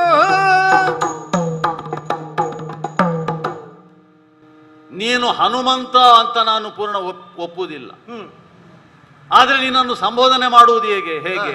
ಓ ಹಾ. ಹನುಮಂತ ಎಂಬವನೇ, ಹ್ಮ್ ಸೇತುವೆಯನ್ನು ನಾವು ಕಟ್ಟಿದ್ರಿಂದ, ಕಲ್ಲು ಮಣ್ಣು ಹೊತ್ತದ್ರಿಂದ ಶರೀರ ಕುಗ್ಗಿ ಹೋಯಿತು, ನಮ್ಮ ಶಕ್ತಿ ಕುಂದಿ ಹೋಯಿತು ಹ್ಮ್ ಅಂತಾಗಿ ನೀನು ಹೇಳ್ತಾ ಇದೆಯಲ್ಲ. ಹ್ಮ್ ಅದೇನು ಮಹಾ ಕಾರ್ಯ ಹ್ಮ್ ಸೇತುವೆಯನ್ನು ಕಟ್ಟುವುದು. ಹಾ ರಾಮನಂದ್ರೆ ಏನು? ರಾಮನ ಬತ್ತಳಿಕೆಯಲ್ಲಿ ಬಾಣಗಳು ಇತ್ತು, ಹಾ ಹೇಗೆ ಅದು ಸಹ ವಿಜೃಂಭಕ ಅಸ್ತ್ರಗಳು. ಹ್ಮ್ ಒಂದು ಬಾಣ ಪ್ರಯೋಗವನ್ನು ರಾಮ ಮಾಡಿದ್ರೆ ಹ್ಮ್ ತಾನು ಸಂಕಲ್ಪ ಮಾಡಿದ ಕಾರ್ಯವನ್ನು ಪೂರೈಸಿ ಹ್ಮ್ ಅದು ಹಿಂತಿರುಗಿ ಬಂದು ಬತ್ತಳಿಕೆಯನ್ನು ಸೇರ್ತಾ ಇತ್ತು ಅಂತ ಪ್ರತೀತಿ ಉಂಟು. ಹ್ಮ್ ಅಂತಹ ರಾಮ ಮನಸ್ಸು ಮಾಡಿದ್ರೆ ಹ್ಮ್ ಒಂದು ಬಾಣ ಪ್ರಯೋಗದಿಂದಲೇ ಸೇತುವೆ ನಿರ್ಮಾಣ ಆಗ್ತಾ ಇರ್ಲಿಲ್ವೋ?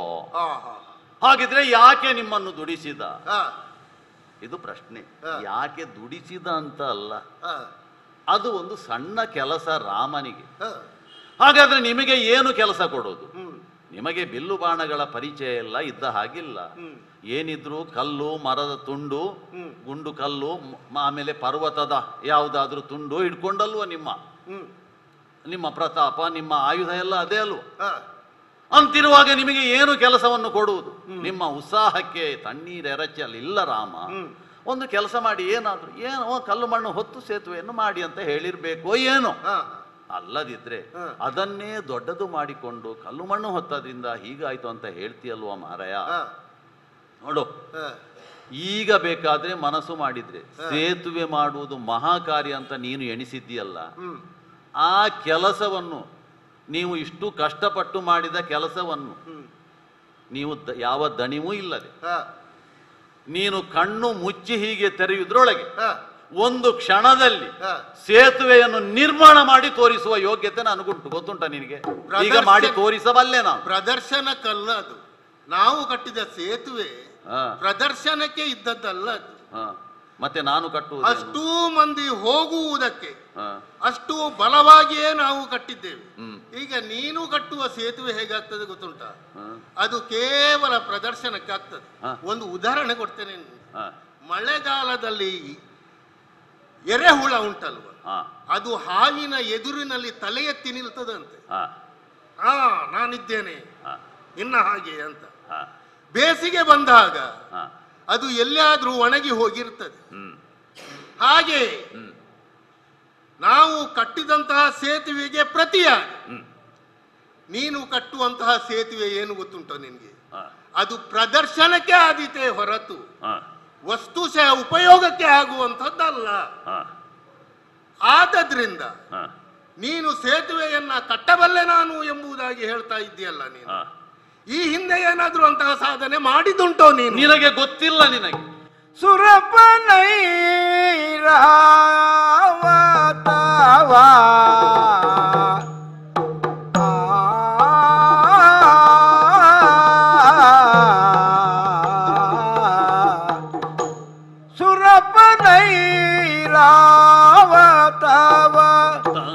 ತರಿಸಿಯೇ ತರುಚರಾರು ನೀವು ನಿಮಗೆ ಘನವಿದು ತರುಚರಾರು ತರುಚರಾರು ನಿಮಗೆ ಘನವಿದು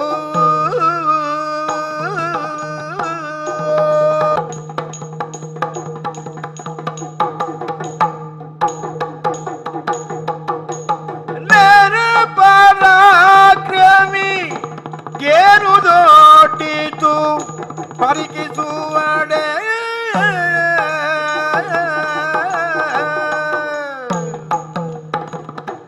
ಎಲ್ಲ ಹನುಮಂತ ಎಂಬವನೇ, ನೀನೇನೋ ಬಹಳ ದೊಡ್ಡ ಪ್ರಶ್ನೆಯನ್ನು ಮಾಡಿದ್ದಿ ಅಂತ. ನಾನು ಕಟ್ಟುವಂತಹ ಬಾಣಮುಖದಲ್ಲಿ ರಚಿಸುವಂತಹ ಸೇತುವೆ ಅದು ಪ್ರದರ್ಶನಕ್ಕೆ ಮಾತ್ರ ಆದೀತು ಎನ್ನುವುದಾಗಿ ನೀನು ಹೇಳ್ತಾ ಇದ್ದೀಯಲ್ಲ. ನಿನಗೆ ಏನು ಗೊತ್ತು ಹೇಳು? ನಿನಗೆ ಗೊತ್ತಿಲ್ಲ. ನಾನು ಯಾರು ಅಂತೂ ನಿನಗೆ ಹೇಳಿಲ್ಲ. ಅದು ಹೇಳಬೇಕಲ್ಲ ನೀನು. ವರ್ತಮಾನ ಕಾಲದ ಸರ್ವಶ್ರೇಷ್ಠ ಧನುರ್ಧರ ನಾನು. ಹೆಸರು ನನಗೆ ಅರ್ಜುನ ಅಂತ ಹೆಸರು. ಪಾರ್ಥ ಪ್ರಥಾದೇವಿಯ ಸುತನ ಪಾರ್ಥ ಎನ್ನುವ ವಿಶೇಷಣ ಉಂಟು ನನಗೆ.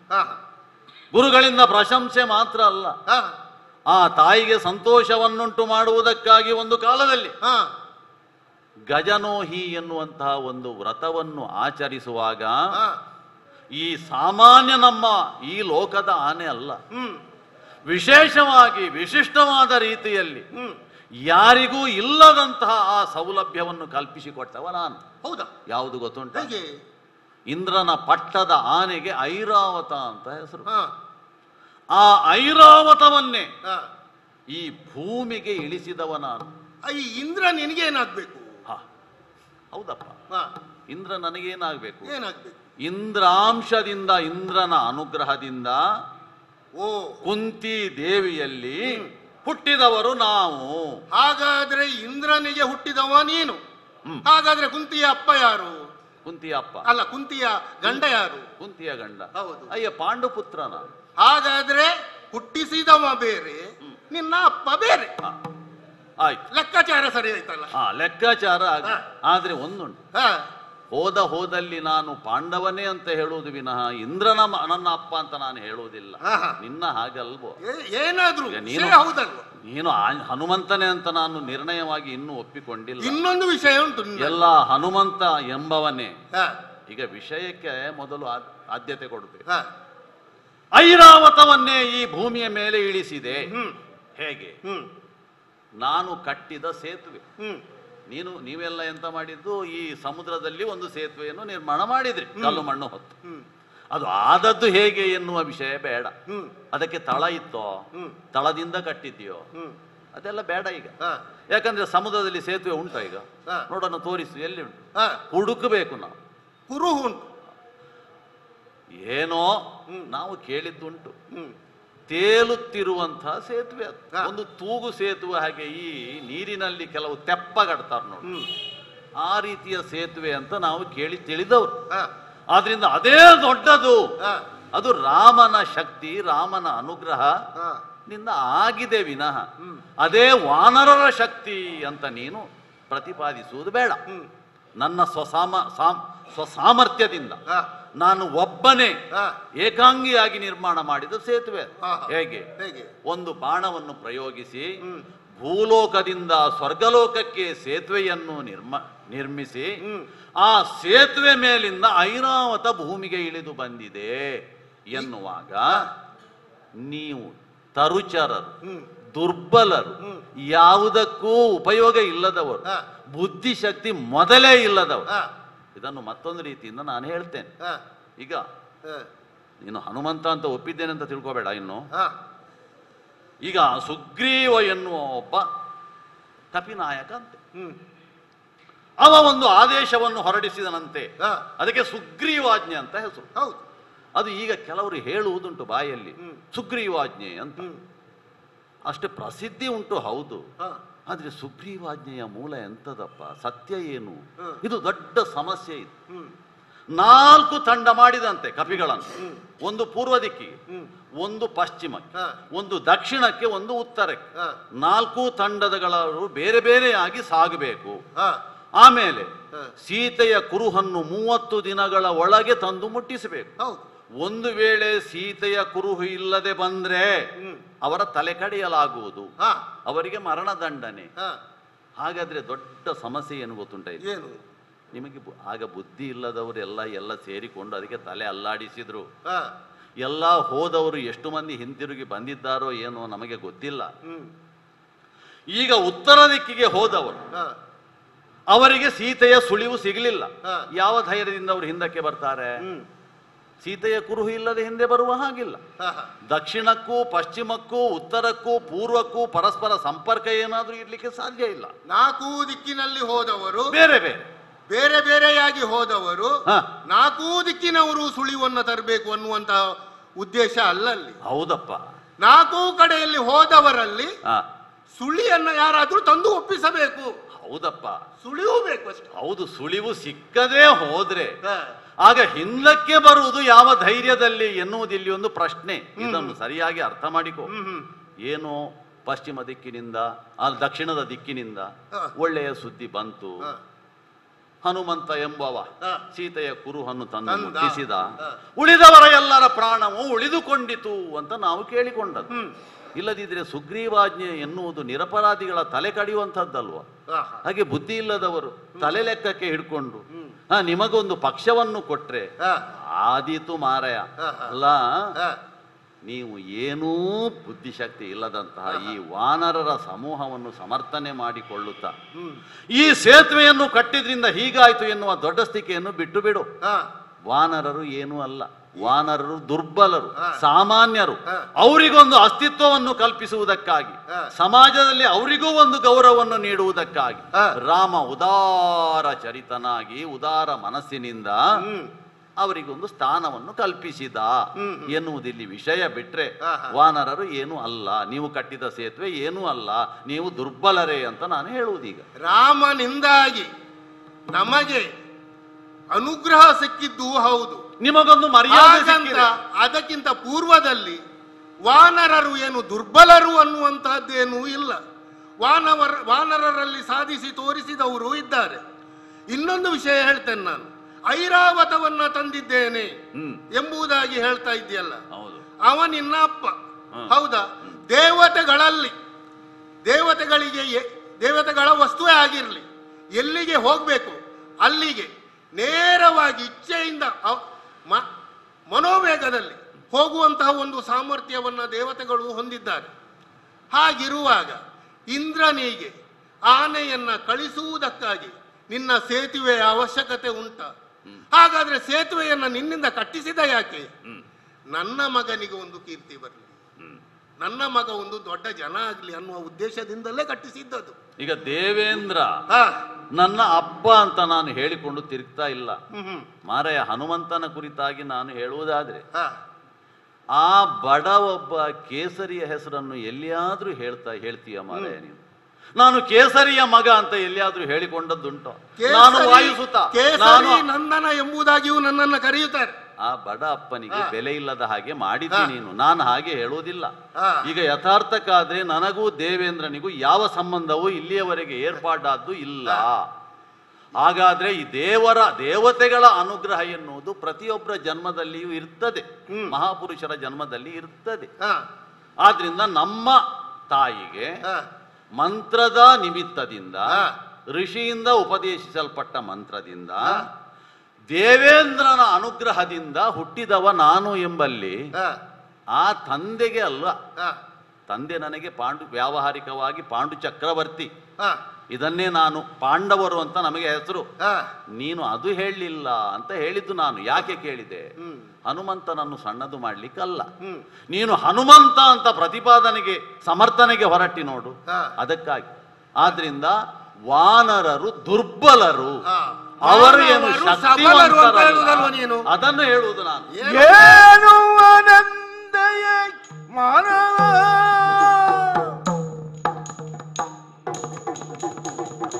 ಏನು ಆನಂದಯ ಮಾನವ ಗರ್ವದಿ ಸರ್ವನಿ ನಡರಿ ಗರ್ವದ ಸರ್ವನಿ ನಡರೆ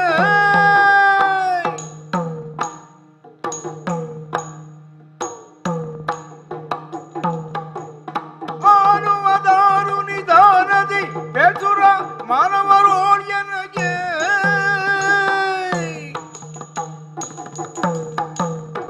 ಏನನೆಂದೆಯೋ ಏನ್ ಹೇಳಿ? ಮಾನವ ಗರ್ವದಿ ತಾನೊಬ್ಬ ಮಹಾವಿಕ್ರಮಿ ಎಂಬುದಾಗಿ ಬಾಯಲ್ಲಿ ಬಡಿವಾರವನ್ನ ಕೊಚ್ಚುವುದಕ್ಕೆ ನೀನು ಪ್ರಾರಂಭಿಸಿದೆ. ತಪ್ಪು ನಿನ್ನದಲ್ಲದು, ನಿನ್ನ ಪ್ರಾಯದೋಷ ಅದು. ಗ್ರಾಮ್ಯ ಭಾಷೆಯಲ್ಲಿ ಒಂದು ಮಾತುಂಟು, ಹುಡುಗರಿಗೆ ಮೀಸೆ ಬರುವಾಗ ದೇಶ ಕಾಣುವುದಿಲ್ಲ ಅನ್ನುವಂಥದ್ದು. ಅದೇ ರೀತಿಯಲ್ಲಿ ಆ ನಿನ್ನ ಪ್ರಾಯ ಅನ್ನುವಂಥದ್ದು, ನನಗಿಂತ ದೊಡ್ಡವ ಬೇರೆ ಯಾರೂ ಇಲ್ಲ.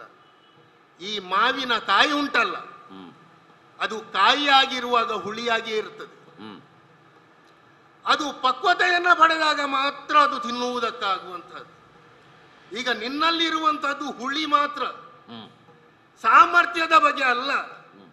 ನೀವು ಮಾನವರು ಯಾವ ಸಂದರ್ಭದಲ್ಲಿಯೂ ಅಷ್ಟೇ, ನಾವು ಮಾನವರು, ಎಲ್ಲ ವರ್ಗಕ್ಕಿಂತ ನಾವು ಶ್ರೇಷ್ಠರು, ಬುದ್ಧಿಜೀವಿಗಳು ಎಂಬುದಾಗಿ ಆ ಗರ್ವದಿಂದ ಅಹಂಕಾರದಿಂದ ಮಾತನಾಡ್ತಾ ಇದ್ದಿ. ಈ ಹನುಮಂತನ ಯೋಗ್ಯತೆ ಏನು, ಎಷ್ಟು ಗಾತ್ರ ಎಷ್ಟು ಎಂಬುದಾಗಿ ಈಗ ತೋರಿಸ್ತೇನೆ ನಾನು. ನಿನ್ನಪ್ಪ ದೇವೇಂದ್ರ ಇದ್ದಾನಲ್ಲ, ಆ ದೇವತೆಗಳು ಬಿಡು, ಮಾನವರೇ ಆಗಿರಲಿ, ಯಾವನೇ ಆಗಿರಲಿ, ಈ ಹನುಮಂತನನ್ನ ಕೆಣಕಿ ಉಳಿಯಲು ಅಸಾಧ್ಯ. ದೇವತೆಗಳೇ ಇಂದು ಈ ಹನುಮಂತನ ಪರಾಕ್ರಮಕ್ಕೆ ಹೆದರುತ್ತಾರೆ. ನನ್ನ ಪರಾಕ್ರಮ ಏನು ಬಲ್ಲಯ್ಯ? ಮುಕ್ಕುವೆ ಜಗವನ್ನು ದಿಕ್ಕುವೆ,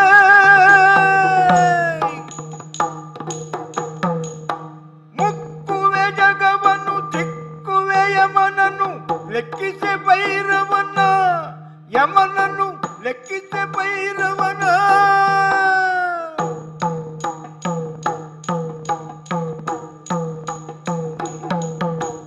ತಕ್ಕುಪಚಾರ ಗರ್ವ ವಿಧೇಯತೆಗೆ ಸೊಕ್ಕಲಿಗಳದಿರು. ಮುಕ್ಕುವೆ ಜಗವನ್ನು ಮನಸ್ಸು ಮಾಡಿದೆ ಅಂತ ಆದ್ರೆ ಈ ಜಗತ್ತನ್ನೇ ನುಂಗಿಬಿಟ್ಟೇನು. ಎಲ್ಲರಿಗೂ ಸಾವು ಅಂದ್ರೆ ಹೆದರಿಕೆ.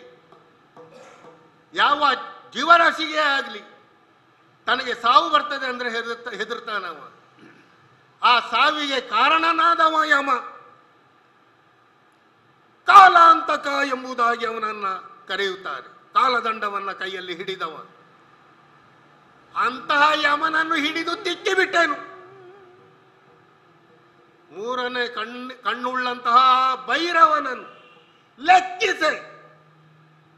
ಇಂತಹ ಸಾಮರ್ಥ್ಯವನ್ನ ಹೊಂದಿದಂತಹ ಈ ಹನುಮಂತನ ಎದುರಿನಲ್ಲಿ ಬಡ ಜಿನುಗು ಮಾನವ ನೀನು ಏನು ಅಹಂಕಾರದಿಂದ ಮಾತಾಡ್ತಾ ಇದ್ದೀಯ? ಅಲ್ಲ, ಈಗ ಎಂತದ್ದು ಏನಾಯ್ತು? ನೀನು ತೊಟ್ಟ ಶರದಿನಿ ಕಟ್ಟಿದ ಸೇತುವ, ತೊಟ್ಟ ಶರದಿನಿ ಕಟ್ಟಿದ ಸೇತುವ ನಿಟ್ಟಿಸಲಾನದನು, ಸೇತುವ ನಿಟ್ಟಿಸಲಾನದನು. ತಟ್ಟನೆ ಮಾದರಿ ಮೆಟ್ಟಿ ಮುರಿಯದಿರೆ ದಿಟ್ಟ ಹನುಮನನೇ.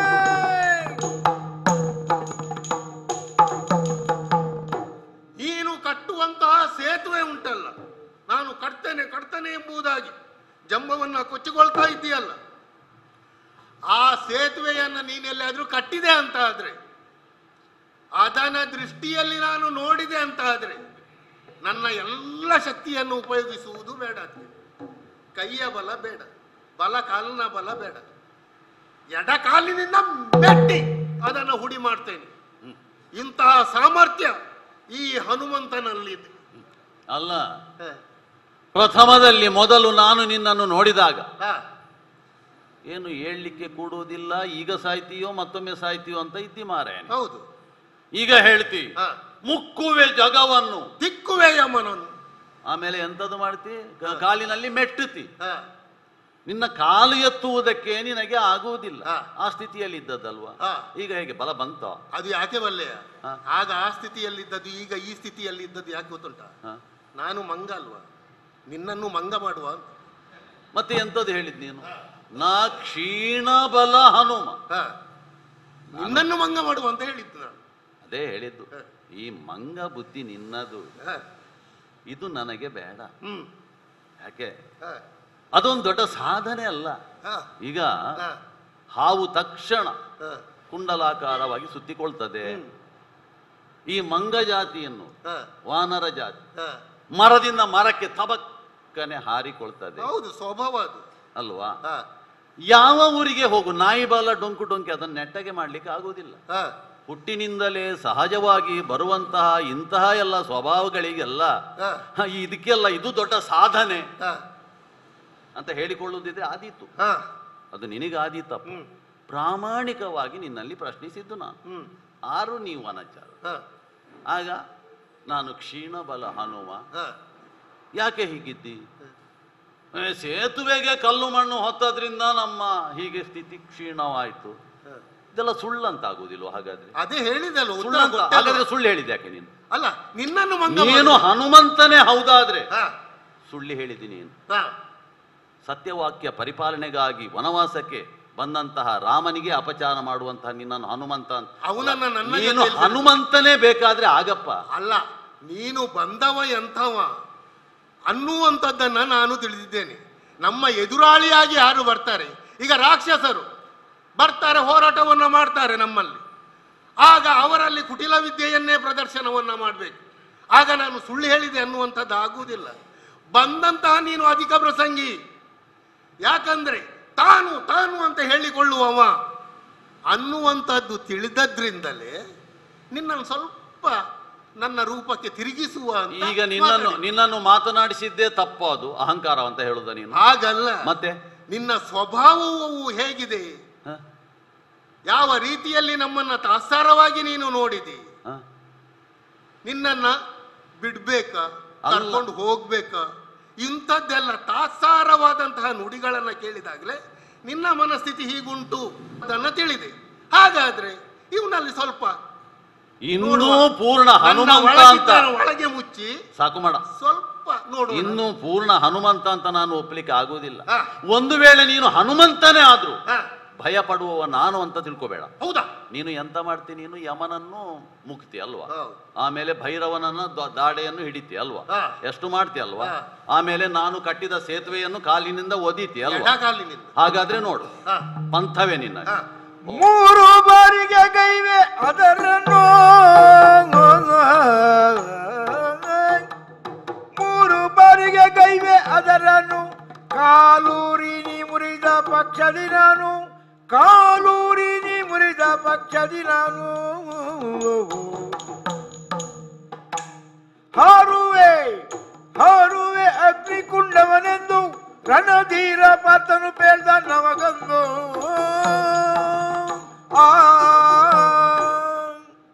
ಹಾಗಿದ್ದರೆ ಈಗ ಸವಾಲನ್ನು ನೀನು ಇಡ್ತೀಯ ಅಂತ ಆದ್ರೆ ಆ ಸವಾಲನ್ನು ನಾನು ಸ್ವೀಕಾರ ಮಾಡ್ತೇನೆ.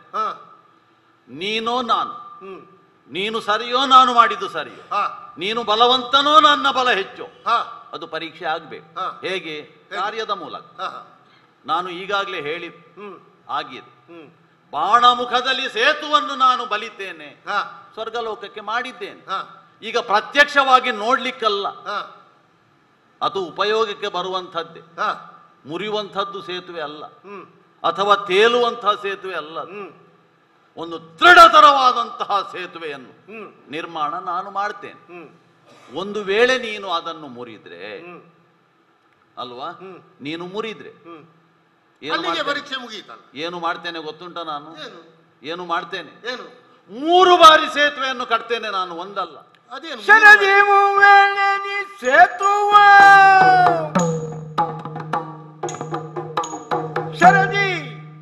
ಶರದಿ ಮೂವೇಳೆ ಸೇತುವ ಮಾಡೆ ಮುರಿಯದಿದ್ದಡೆ ಕೇಳೋ ಮಾನವ, ಮಾಡೆ ಮುರಿಯದಿದ್ದಡೆ ಕೇಳೋ ಮಾನವ.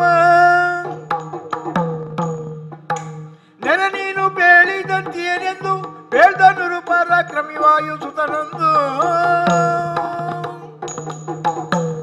3 ಬಾರಿ ನೀನು ಸೇತುವೆಯನ್ನ ಕಟ್ತಿ. ಒಂದು ವೇಳೆ ನೀನು ಮುರಿದ್ರೆ ನೀನು ಅಗ್ನಿಗುಂಡಕ್ಕೆ ಪ್ರವೇಶವನ್ನ ಮಾಡ್ತಿ, ಪ್ರಾಣವನ್ನೇ ಅರ್ಪಿಸ್ತೇನೆ. ಆದ್ರೆ ಏನು ಮಾಡೋಣ ಹೇಳು? ವಜ್ರಕಾಯಿ ನಾನು ಚಿರಂಜೀವಿ ಎನ್ನುವಂತಹ ವರವನ್ನೇ ಪಡೆದಿದ್ದೇನೆ. ಹಾಗಾಗಿ ನನಗೆ ಸಾಯುವ ಹಾಗಿಲ್ಲ.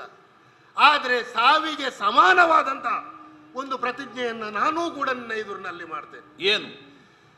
ಒಂದು ವೇಳೆ 3 ಬಾರಿ ನೀನು ಕಟ್ಟಿದಂತಹ ಸೇತುವೆಯನ್ನು ಮುರಿಯುವುದಕ್ಕಾಗದೇ ಇದ್ರೆ, ಇದುವರೆಗೆ ಪ್ರಪಂಚದಲ್ಲಿ ನನಗೆ ಹೆಸರೇನು? ರಾಮದೂತ, ರಾಮ ಬಂಟ, ರಾಮ ಕಿಂಕರ ಎಂಬುದಾಗಿ, ಅವನ ಸೇವಕ ಎಂಬುದು ಲೋಕ ಪ್ರಸಿದ್ಧಿ. ಇನ್ನು ಮುಂದೆ ನಿನ್ನ ಸೇವಕನಾಗ್ತೀನಿ. ನೀನು ನನ್ನ ಸೇವಕನ? ಈಗ ರಾಮನ ಬಂಟನಾಗಿ ನೀನು ಇದ್ದವ. 3 ಬಾರಿ ಸೇತುವೆಯನ್ನು ಮುರಿಯುವುದಕ್ಕಾಗದೆ, ಅದು ಮುರಿಲಿಕ್ಕೆ ಆಗುದಿಲ್ಲ ನಿನ್ನಿಂದ. ಹೌದಾ? ಆದ್ರೆ ನೀನು ನನ್ನ ಬಂಟನಾಗಿ ಹಿಂದುಗಡೆ ಬರುವುದು, ನಾನು ಕರೆದ್ರೆ ಬಂದೆ ಸಾಕು. ನೀನು ಹೀಗೆ ಮಾಡುವ. ಯಾಕಂದ್ರೆ ಯಾವಾಗ್ಲೂ ನೀನು ನನ್ನ ಜೊತೆಯಲ್ಲಿರುವುದು ಆಗಲ್ಲ. ಯಾವಾಗ್ಲೂ ನಿನ್ನ ಜೊತೆಯಲ್ಲಿರುವುದಂತ ಅಲ್ಲ. ನಿನಗೆ ಬೇಕಾದಾಗ ನಿನ್ನ ಸೇವೆಯನ್ನು ನಾನು ಮಾಡಿ ನನ್ನ ಸೇವಕನಾಗ್ತೀನಿ ಅಲ್ವಾ? ಹೇಗೆ? ಹಾಗಾದ್ರೆ ಕಟ್ಟುವುದು ನೋಡು. ಎನ್ನ ನುಡಿ ಕೇಳ್ದನ್ನ ಪಾರ್ಥನು, ಎನ್ನ ನುಡಿ ಕೇಳ್ದನ್ನ ಪಾರ್ಥನು ಸನ್ನಿಧಿ ಜರದಲ್ಲಿ ಬಂಧಿಸಿ ಸೇತುವ,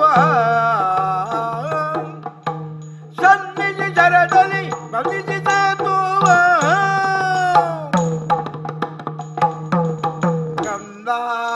ಗಂಧಾವಾತ್ಮಜ ನಂದನ ಕಾಣುತ್ತ, ಗಂಧಾವಾತ್ಮಜ ನಂದನ ಕಾಣುತ್ತ, ಒಂದು ಕ್ಷಣರ ಮುರಿದು ಅನ್ನ ಗೆಡಿಸಿದ. ಯಲಯಲವ ಹನುಮಂತ ಎಂಬವನೇ, ಬತ್ತಳಿಕೆಯಿಂದ ಶರವನ್ನು ಸೆಳೆದು ಬಿಲ್ಲಿಗೆ ಜೋಡಿಸಿ ಆಕರ್ಣ ಪರ್ಯಂತ ಸೆಳೆದು ಒಂದು ಬಾಣ ಬಿಡುವ ಕೌಶಲವನ್ನು ನೀನು ಕಾಣು. ಸವ್ಯಸಾಚಿ ಅಂತ ನನಗೆ ಪ್ರಸಿದ್ಧಿ ಉಂಟು. ಎಡಕೈಯಲ್ಲಿ ಧನುಸನ್ನು ಹಿಡಿದು ಬಲಕೈಯಿಂದ ಬಾಣವನ್ನು ಪ್ರಯೋಗಿಸಲಿಕ್ಕೂ ನನಗೆ ಗೊತ್ತುಂಟು. ಬಲಕೈಯಲ್ಲಿ ಧನುಸನ್ನು ಹಿಡಿದು ಎಡಕೈಯಿಂದ ಬಾಣವನ್ನು ಪ್ರಯೋಗಿಸುವುದು ನನಗೆ ಗೊತ್ತುಂಟು. ಈ ರೀತಿ ಪ್ರಪಂಚದಲ್ಲಿ ಇನ್ಯಾರು ಇಲ್ಲದ ಯುದ್ಧ ಕೌಶಲವನ್ನು, ಬಾಣದಲ್ಲಿ ವಿಶಿಷ್ಟವಾದಂತಹ ಪ್ರಯೋಗವನ್ನು ಮಾಡಬಲ್ಲವ ನಾನು. ನೋಡು, ಈಗ ನೋಡುವಂತಹ ಹೊಸ ರೀತಿಯ ಒಂದು ಪ್ರಯೋಗವನ್ನು ನೋಡುವುದರಲ್ಲೇ ನಿನಗೊಂದು ಸಂತೋಷ ಆದೀತು. ಇಂತಹ ಕೌಶಲವನ್ನು ನೀನು ಹಿಂದಕ್ಕೆ ಕಂಡಿರ್ಲಿಕ್ಕಿಲ್ಲ. ರಾಮನ ಕಾಲ ಹಳೆತು. ಅದು ಏನಾದ್ರೂ ಇಚ್ಛಿತ ಕಾರ್ಯವನ್ನು ನೆರವೇರಿಸುವಂತಹ ಶರ. ಇದು ಹಾಗಲ್ಲ. ಸಮುದ್ರದಲ್ಲಿ ಅಲೆ ಒಂದರ ಮೇಲೊಂದು ಬಂದು ಆ ದಡಕ್ಕೆ ಅಪ್ಪಳಿಸುವಂತೆ ಪ್ರಯೋಗ ಮಾಡುವಾಗ ಒಂದೇ ಬಾಣ ಮುಂದುವರೆದು ಅದು ಹೇಗೆ ಒಂದು ಸೇತುವೆಯಾಗಿ ಮಾರ್ಪಡ್ತದೆ ಎನ್ನುವುದನ್ನು ಈ ನಿನ್ನ ಕಣ್ಣುಗಳನ್ನು ಸ್ವಲ್ಪ ಅರಳಿಸಿ ನೋಡು. ನೋಡು ನೋಡು ನೋಡು ನೋಡು. ಬಾಣಮುಖದಲ್ಲಿ ಸೇತುವೆಯನ್ನ ಕಟ್ಟಿದ್ದಿ. ಈ ಸೇತುವೆಯನ್ನ ನಾನು ಮುರಿಯುವಂತಹ ಚಂದವನ್ನು ನೋಡು. ಜೈ ಶ್ರೀರಾಮ್. ಆಯ್ತಲ್ಲ, ಇತಿಶ್ರೀ ಆಯ್ತು. ಇಷ್ಟೇಯೋ ನಿನ್ನದು ಪರಾಕ್ರಮ. ಈಗ ಇನ್ನೊಂದು ಬಾಣದಿಂದ ಕೂರ್ಗೊಂಡಿಯ ಶರವರ್ಗದ, ಕೂರ್ಗೊಂಡಿಯ ಶರವರ್ಗದಿ ಪುನರಪಿ ಸ್ವರ್ಗಾಧಿಪಸುತ ನರ್ಕಳ ಸೇತುವ, ನೀರ್ಗೆ ರಚಿಸ ಸನ್ಮಾರ್ಗಿ ಹನುಮನದ ನೀರ್ಗೆ ರಚಿತ ಸನ್ಮಾರ್ಗಿ ಹನುಮನದ ಕೂರ್ಗಿಸಿ ಮುರಿದನು ಬೋರ್ಗಾರೆ ಬುತಲಿ. ಪಂಥ ಏನಿದ್ರು 3 ಬಾರಿ ನಾನು ಸೇತುವೆಯನ್ನು ಕಟ್ಟುತ್ತೇನೆ ಅಂತ ನಿರ್ಣಾಯಕವಾದ ಒಂದು ಹಂತದಲ್ಲಿ ಒಂದೇ ಬಾರಿ ತೀರ್ಮಾನ ಮಾಡುವುದಕ್ಕೆ ಕಷ್ಟ ಆಗ್ತದೆ. ಆದ್ರಿಂದ 3 ಬಾರಿ ಅಂತ ಹೇಳಿ ಆಗಿದೆ. ನಾನು 1 ಬಾರಿ ಸೇತುವೆ ಹೋದ್ರೆ ಹೋಗ್ಲಿ, ಅದಕ್ಕಾಗಿ ಅಂಜುವ ಮಾತಿಲ್ಲ, ಹಿಂಜರಿಕೆ ನನಗಿಲ್ಲ. ಆದ್ರಿಂದ ಈಗ ಇನ್ನೊಂದು ಪ್ರಯೋಗವನ್ನು ಮಾಡ್ತಾ ಇದ್ದೇನೆ. ನೋಡೋಣ. ಓಹೋ, ಇನ್ನೊಮ್ಮೆ ತನ್ನ ಸರ್ವಸತ್ವವನ್ನ ಕೂಡಿಸಿಕೊಂಡು ನೀನು ಕಟ್ಟಿದಂತಹ ಸೇತುವೆಯನ್ನ ಹನುಮಂತ ಲೀಲಾಜಾಲವಾಗಿ ಹೇಗೆ ಹುಡಿ ಮಾಡ್ತಾನೆ ಅನ್ನುವುದನ್ನ ನೋಡು. ಜೈ ಶ್ರೀರಾಮ್. ಆಯ್ತಾ? ಆಯ್ತಲ್ಲ, 3 ಬಾರಿ ಅಂತ ನಾನು ಹೇಳಿದ್ದೇನೆ. ಆ ಪ್ರಕಾರವಾಗಿ ಕೊನೆಯ ಒಂದು ಬಾಣ ಪ್ರಯೋಗದ ಮೂಲಕ ಮತ್ತೊಂದು ಸೇತುವನ್ನು ಬಲಿತಿದ್ದೇನೆ. ನೋಡು. ನಿನ್ನ ಸರ್ವ ಪ್ರಯತ್ನವನ್ನ ಮಾಡಿ ಕೊನೆಯ ಸೇತುವೆಯನ್ನ ರಚಿಸಿದ್ದೀಯಲ್ಲ, ಇದನ್ನ ಹುಡಿ ಮಾಡದ ಇದ್ರೆ ಹನುಮಂತನೇ ನಾನಲ್ಲ. ಜೈ ಶ್ರೀರಾಮ್. ಏ ಮಾನವ, ಎಲ್ಲ ಮಾನವನಿ ಸಲ್ಲೆ ಕೈ ಕೆಳಕದಿ ಬಲಿದಿಯ ಸೇತುವುದೇನಾಯ್ತು?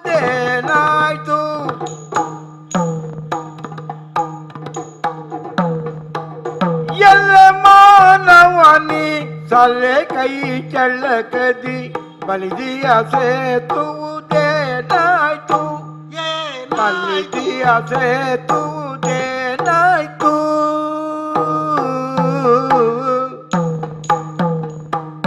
ಬಲಿಮುಖರೈ ನಾವು ಬಲು ಭಟರೈ ನೀವು, ಬಲಿಮುಖರೈ ನಾವು ಬಲು ಭಟರೈ ನೀವು, ಸಲುವುದೆ ನಿಮಗಿ ಪೌರುಷವು, ಸಲುವುದೆ ನಿಮಗಿ ಪೌರುಷವು. ಬಲಿಮುಖರೈ ನಾವು ಬಲು ಭಟರೈ ನೀವು, ಸಲುವುದೆ ನಿಮಗಿ ಪೌರುಷವು.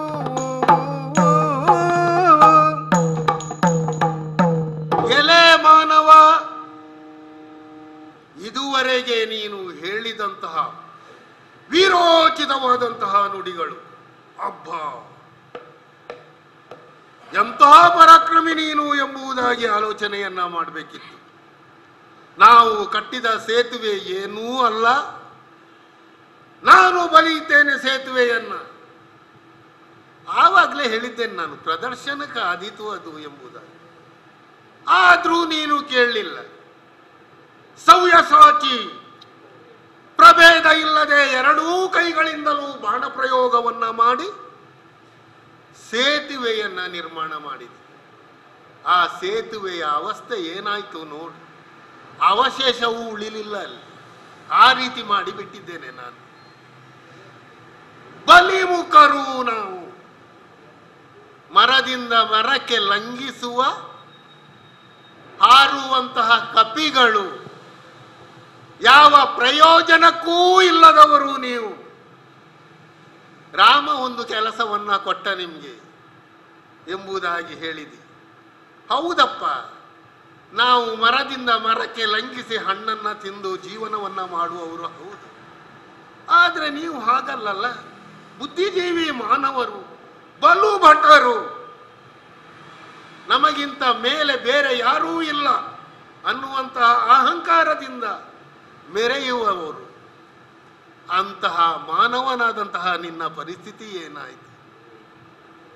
ನಿನ್ನಂಥವನಿಗೂ ಇದು ಬೇಕಾ? ಈಗ ಅಗ್ನಿಕುಂಡವನ್ನ ರಚಿಸಿ ಹಾರುವಂತಹ ಪರಿಸ್ಥಿತಿಗೆ ಬಂದಿದ್ದೀಯಲ್ಲ. ಆಡಿದ ಭಾಷೆಯ ಮಾಡಲು ನಿನ್ನಲ್ಲಿ ಕೂಡದಿದ್ದರೆ ನೀ ನಡೆ ಬೇಗ.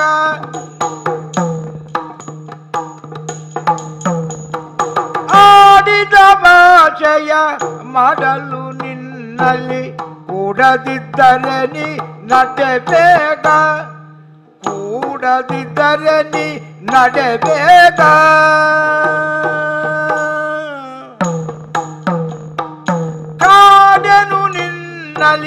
ಹೇಳಿ ಪಡೆನು ತಲಿ ಕೂಡೆ ಜರೆದನ ತನ್ನ ನಗ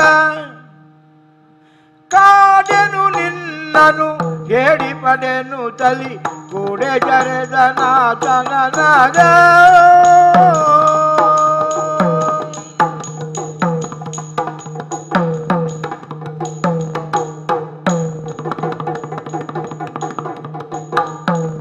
ಕಾಡೆನು ನಿನ್ನನು ಹೇಳಿ ಪಡೆನು ತಲಿ ಕೂಡ ಜರದ ನಾತನ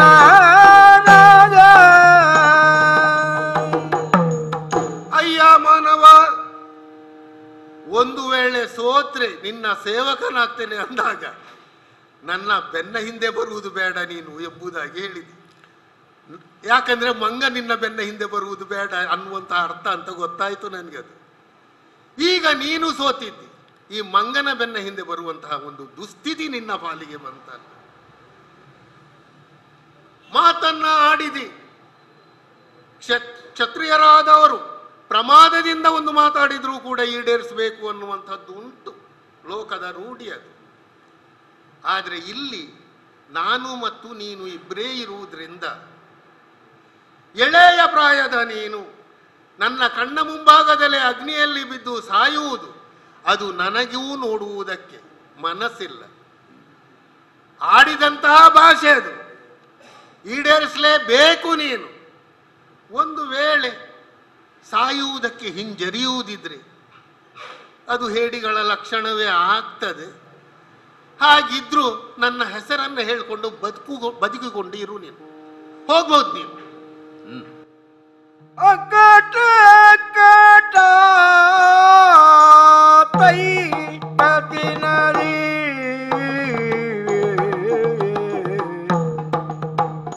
ಅಕ್ಕಟ ಅಕ್ಕಟ ಏತಕಿವನಲಿ ಸೊಕ್ಕಿ ಪಂತವ ಗೈದೆ ನಿಂದಿರಿ ಹಾಕಿದೆ ಮಕ್ಕಳಾಟಿಗೆ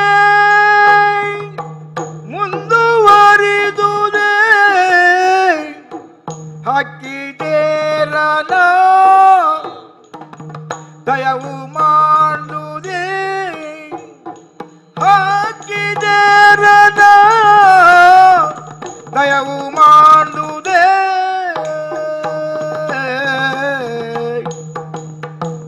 ಸಾಕು ತನ್ನಯ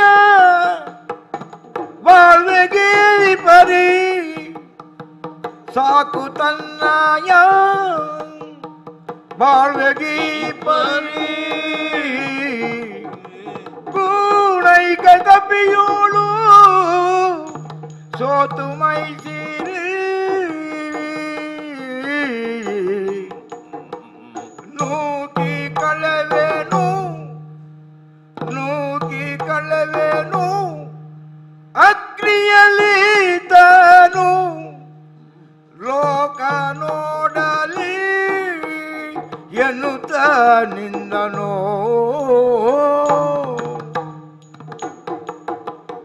ನೂಕಿ ಕಳವೆನು ಅಗ್ನಿಯಲ್ಲಿ ತಾನು ಲೋಕ ನೋಡಲಿ ಎನ್ನುತ್ತ ನಿಂದನು. ಅಕಟ, ಏನು ದುಸ್ಥಿತಿಯನ್ನು ನಾನು ಕಾಣಬೇಕು. ಎಂತಹ ಅಪಜಯ ಇದು. ಮಾನವಂತನಾದಂತಹ ಒಬ್ಬನಿಗೆ ಈ ಬಗೆಯ ಒಂದು ಅಪಜಯ ಇದಿರಾದ್ರೆ ಅವ ಮತ್ತೆ ಬದುಕಬೇಕು. ಸ್ವಲ್ಪ ನನ್ನದು ಹೆಚ್ಚಾಯಿತು, ಹೌದು. ಮಕ್ಕಳಾಟಿಗೆ ಆದ ಹಾಗೆ ನನಗೆ ಕಾಣ್ತ. ಆದರೂ ನಾನು ಯೋಚಿಸುವುದು, ಇದು ಪಾಂಡವರ ಅಭ್ಯುದಯದ ಕಾಲ ಅಂತ ನಾನು ಗ್ರಹಿಸಿದ್ದಲ್ವೇ. ತೀರ್ಥಯಾತ್ರೆಗೆ ತೊಡಗಿದ್ದು ಅಲ್ಲಿಂದ. ಅದರ ಸಂಕೇತವಾಗಿ ನನಗೆ ಇದಿರಾದಂತಹ ಕೆಲವಾರು ಘಟನಾವಳಿಗಳು. ಆರಂಭದಲ್ಲಿಯೇ ದೇವನನ್ನು ಪ್ರಸನ್ನೀಕರಿಸಿಕೊಂಡು, ಆಮೇಲೆ ನನ್ನ ಯಾತ್ರೆಯಲ್ಲಿ ಪಿತೃದೇವತೆಗಳಿಗೆ ತರ್ಪಣಾದಿಗಳನ್ನು ನೀಡಿಕೊಂಡು ಮುಂದೆ ಬಂದವನ. ಹ್ಮ್ ಎಲ್ಲ ಕಡೆಯಲ್ಲಿಯೂ ಉತ್ಸಾಹವೇ ನನಗೆ ಉಕ್ಕಿ ಬಂದದ್ದು. ಹ್ಮ್ ಇನ್ನೂ ನೋಡಬೇಕು, ಕಾಣಬೇಕು. ಹ್ಮ್ ಹಾಗಾದ್ರೆ ಸತ್ಯ ಶೋಧನೆ ಎನ್ನುವುದು ದೊಡ್ಡ ಅಪರಾಧವ? ಹೌದು. ಕೇಳಿದ್ದುಂಟು. ದಾನ, ತಪಸ್ಸು, ಸತ್ಯ, ವಿದ್ಯೆ, ಆರ್ಜನೆ. ಒಂದೇ ದಾನ ಮಾಡು, ಅದು ಆಗದಿದ್ರೆ ತಪಸ್ಸು ಮಾಡು, ಹ್ಮ್ ಅದು ಆಗದಿದ್ರೆ ಸತ್ಯ ಶೋಧನೆಯೇ ನಿನ್ನ ಆಗಿರಲಿ ಅಲ್ವ? ಇದು ಯಾವುದೂ ಇಲ್ಲದಿದ್ರೆ ಈ ಮನುಷ್ಯ ಜನ್ಮಕ್ಕೆ ಏನು ಅರ್ಥ ಉಂಟು? ಹ್ಮ್ ಹಾಗಾದ್ರೆ ಸತ್ಯದ ಶೋಧನೆಗೆ ಹನುಮಂತ ಅಂತ ಹೇಳ್ತಾನೆ. ಯಾಕೆ ಹೀಗೆ ಕೇಳಿದ್ದಕ್ಕೆ ಉತ್ತರ ಬಂದದ್ದು ಆಗ ಪ್ರಶ್ನೆಯ ಮೇಲೆ ಪ್ರಶ್ನೆಯನ್ನು ಮಾಡಿ ಹೀಗೆ ಹೋಗ್ತದಂತ ನಾನು ತಿಳಿದಿರಲಿಲ್ಲ. ಆದರೆ ನೋಡಿ, ಪ್ರತಿಜ್ಞಾಬದ್ಧನಾಗಿ ನಿಂತಾಗ ಅವ ಈಗ ಹನುಮಂತ ಹೌದು, ಆದರೆ ಹನುಮಂತನಾದವ ಹಾಗೆ ಆಗಿ ಇರಬೇಕಿತ್ತು. ಆ ಉತ್ತರ ಯಾಕೆ ಕೊಡಬೇಕಾಗಿತ್ತವ? ಒಟ್ಟಿನಲ್ಲಿ ಇಕ್ಕಟ್ಟಿನಲ್ಲಿ ನನ್ನನ್ನು ಸಿಕ್ಕಿಸೆ ಹಾಕಿ ನನಗೆ ದೇವರ ದಯೆಯೂ ಇಲ್ಲದೆ ಹೋಯಿತು. ಆ ಅಪ್ಸರೆಯರ ಶಾಪ ವಿಮೋಚನೆಯನ್ನು ಮಾಡಿದೆ ನಾನು. ಲೋಕ ಪ್ರಸಿದ್ಧನಾಗು ಎನ್ನುವಂತಹ ವರದಾನ ಬೇರೆ ಅವರದ್ದು. ಹಾಗಾದ್ರೆ ಕೊನೆಗೆ ಇಲ್ಲಿ ಅಗ್ನಿಯಲ್ಲಿ ನಾನು ಪ್ರಾಣಾರ್ಪಣೆ ಮಾಡುವಂತಹ ಪರಿಸ್ಥಿತಿ. ಒಬ್ಬ ಸಾಧಕನಾಗಿ ವರ್ತಮಾನದ ಶ್ರೇಷ್ಠ ಬಿಲ್ಗಾರನಾಗಿದ್ದುಕೊಂಡು ದ್ರೋಣರ ಪ್ರೀತಿಯ ಶಿಷ್ಯ ಮಾತ್ರ ಅಲ್ಲ ನಾನು. ನನ್ನ ತಾಯಿಗೆ ನಾನು ಹುಟ್ಟಿದ್ರಿಂದ ಸಮಾಧಾನ ಆದ್ದಂತೆ, ಸಂತೋಷ ಆದ್ದಂತೆ. ಧರ್ಮವೇ ಈ ಜಗತ್ತಿನಲ್ಲಿ ಹುಟ್ಟಿ ಬರಬೇಕು, ಧರ್ಮ ಸಂಸ್ಥಾಪನೆ ಆಗಬೇಕು, ನನ್ನ ತಾಯಿಯ ತಂದೆಯ ಬಯಕೆ ಅದು, ಪಾಂಡು ಚಕ್ರವರ್ತಿದು. ಹಾಗೆ ಯಮಧರ್ಮನನ್ನೇ ನೀನು ಭಜಿಸು. ಯಮಧರ್ಮನ ಅನುಗ್ರಹದಿಂದ ಹುಟ್ಟಿದವ ಯುಧಿಷ್ಠಿರ, ಧರ್ಮರಾಜ. ಆಮೇಲೆ ಆ ಧರ್ಮ ಬಲವನ್ನು ಕಳೆದುಕೊಂಡ್ರೆ ಧರ್ಮ ರಕ್ಷಣೆ ಆಗುವುದಿಲ್ಲ, ಅದಕ್ಕೆ ಬಲ ಬೇಕು ಬೆಂಬಲವಾಗಿ. ಆದ್ರಿಂದ ಬಲವಂತನಾದಂತಹ ಒಬ್ಬ ಮಗನನ್ನು ಪಡಿ. ಆ ಅಪೇಕ್ಷೆಯಿಂದ ವಾಯುದೇವನನ್ನು ಸ್ಮರಣೆ ಮಾಡಿ ಅಲ್ವಾ ಭೀಮ ಹುಟ್ಟಿದ. ಇವನೂ ವಾಯುದೇವನ ಮಗ ಅಂತೆ. ನಮ್ಮಣ್ಣ ಭೀಮಣ್ಣನೂ ಇದ್ದಾನೆ, ವಾಯುದೇವರ ತಮ್ಮನ, ವಾಯುದೇವರ ಮಗನ ತಮ್ಮನ. ಹಾಗಾದ್ರೆ ದೇವತೆಗಳ ಅನುಗ್ರಹ ಉಂಟು ಹುಟ್ಟಿನಿಂದ. ಧರ್ಮಕ್ಕೆ ಬೇಕಾದ ಬಲವು ಸೇರಿಕೊಂಡ್ರು. ನನ್ನ ತಾಯಿಗೆ ಸಮಾಧಾನ ಆಗ್ಲಿಲ್ಲಂತೆ, ಅದು ಸಾಕಾಗುವುದಿಲ್ಲ. ಹಾಗಾದ್ರೆ ಪರಾಕ್ರಮಿ ಒಬ್ಬನು ಬೇಕು ಅಂತ ನಾನು ನನ್ನ ತಾಯಿ ಆಸೆ ಮಾಡಿದ್ದು. ಇಂದ್ರದೇವನ ಅನುಗ್ರಹದಿಂದ ಹುಟ್ಟಿಕೊಂಡವ ನಾನು. ಆಗ ನನ್ನ ತಾಯಿಗೆ ಸಾಕು ಅಂತ ಆಯ್ತಂತೆ. 3 ಸಾಕು. ಬಲ ಮತ್ತು ಪರಾಕ್ರಮ ಎರಡು ಬದಿಯಲ್ಲಿ ಇದ್ರೆ 2 ಭುಜಗಳು ಆಯ್ತು ಧರ್ಮಕ್ಕೆ, ಇನ್ನು ಬೇಡ. ತಾಯಿಗೆ ಸಮಾಧಾನವನ್ನು ಕೊಟ್ಟವ ಪಾರ್ಥ. ಇವತ್ತು 3 ಮಂದಿಯಲ್ಲಿ ಪಾರ್ಥ ಎನ್ನುವುದು ನನಗೆ ಹೆಸರು. ಅಂಥ ಆ ತಾಯಿಯ ಹರಕೆಯನ್ನೂ ನಾನು ಈಡೇರಿಸಲಾಗದೆ ಹೋಗುವಂತಹ ಸ್ಥಿತಿ ಬಂತಲ್ಲ. ನನ್ನಿಂದಾಗಿ ಚಂದ್ರವಂಶ ಉದ್ಧಾರ ಆಗ್ತದೆ, ಕೀರ್ತಿಶಾಲಿ ಆಗ್ತದೆ ಅಂತ ಬಯಸಿದ ನನ್ನ ತಾಯಿಯ ಕನಸೂ ವ್ಯರ್ಥವಾಗಿ ಹೋಯಿತಲ್ಲ. ಪಾಂಡವರ ಅಭ್ಯುದಯ ಎನ್ನುವುದು ಇಲ್ಲಿಗೆ ಕೊನೆಯಾಯಿತೆ.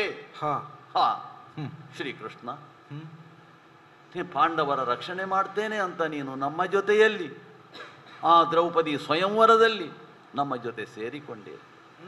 ದೇವರ ಅನುಗ್ರಹವೇ ನಮಗೆ ಕೂಡಿ ಬಂತು ಅಂತ ನಾವು ಸ್ವಲ್ಪ ಹೆಮ್ಮೆ ಪಟ್ಟದ್ದು, ಸಂತೋಷ ಪಟ್ಟದ್ದು ಹೆಚ್ಚಾಯ್ತೋ ಏನು? ಆಗ್ಲಿ, ದೊಡ್ಡದಲ್ಲ. ಏನು ದುಃಖವೂ ನನಗಿಲ್ಲ. ಒಬ್ಬ ಸತ್ಯ ಶೋಧನೆಗಾಗಿ, ಒಬ್ಬ ಸಾಧಕನಾಗಿ ಪ್ರಪಂಚದಲ್ಲಿ ಬದುಕಬೇಕು, ಎತ್ತರಕ್ಕೆ ಏರಬೇಕು, ಅಭ್ಯುದಯವನ್ನು ಹೊಂದಬೇಕು ಅಂತ ಬಯಸಿದವನ. ಅದಲ್ಲದೆ ಬರೇ ಒಂದು ಮರದ ತುಂಡಿನಂತೆ ಬಿದ್ದುಕೊಂಡಿರುವುದು ಅದು ಯಾವುದಕ್ಕಾಗಿ? ಅಂತ ಹುಟ್ಟಿನಿಂದ ಏನು ಪ್ರಯೋಜನ? ನಮಗೆ ಯೋಗ ಇಲ್ಲ. ಇಷ್ಟಕ್ಕೆ ತೀರ್ಮಾನ ಮಾಡಿಕೊಂಡು ಒಂದು ಪಂಥಕ್ಕೆ ಬದ್ಧನಾಗಿ ಅಗ್ನಿಯಲ್ಲಿ ಪ್ರಾಣಾರ್ಪಣೆ ಮಾಡುವಂತಹ ಸನ್ನಿವೇಶ ಎದುರಾಗಿದೆ, ಅದಕ್ಕೆ ಹೆದರುವಂತದ್ದಲ್ಲ. ಆದ್ರಿಂದ ಅಗ್ನಿಯನ್ನು ಸೃಷ್ಟಿ ಮಾಡಿ ಈ ಕ್ಷಣವೇ ಮಾತು ಆಡಿದ ಹಾಗೆ ಪ್ರಾಣಾರ್ಪಣೆ ಮಾಡ್ತೇನೆ, ಪ್ರತಿಷ್ಠಾಪನೆ ಮಾಡ್ತೇನೆ ಅಗ್ನಿಯನ್ನು. ಹರಿದಪೆ ಅಗ್ನಿಯ ನೆನ್ನುತ್ತ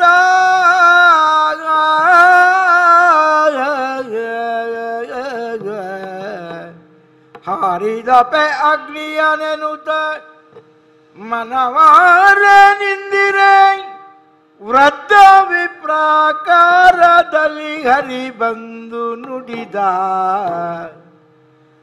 ವೃದ್ಧ ವಿಪ್ರಾಕಾರದಲ್ಲಿ ಹರಿ ಬಂದು ನುಡಿದ. ನಿದೇ ನಿದೇನೆನುತ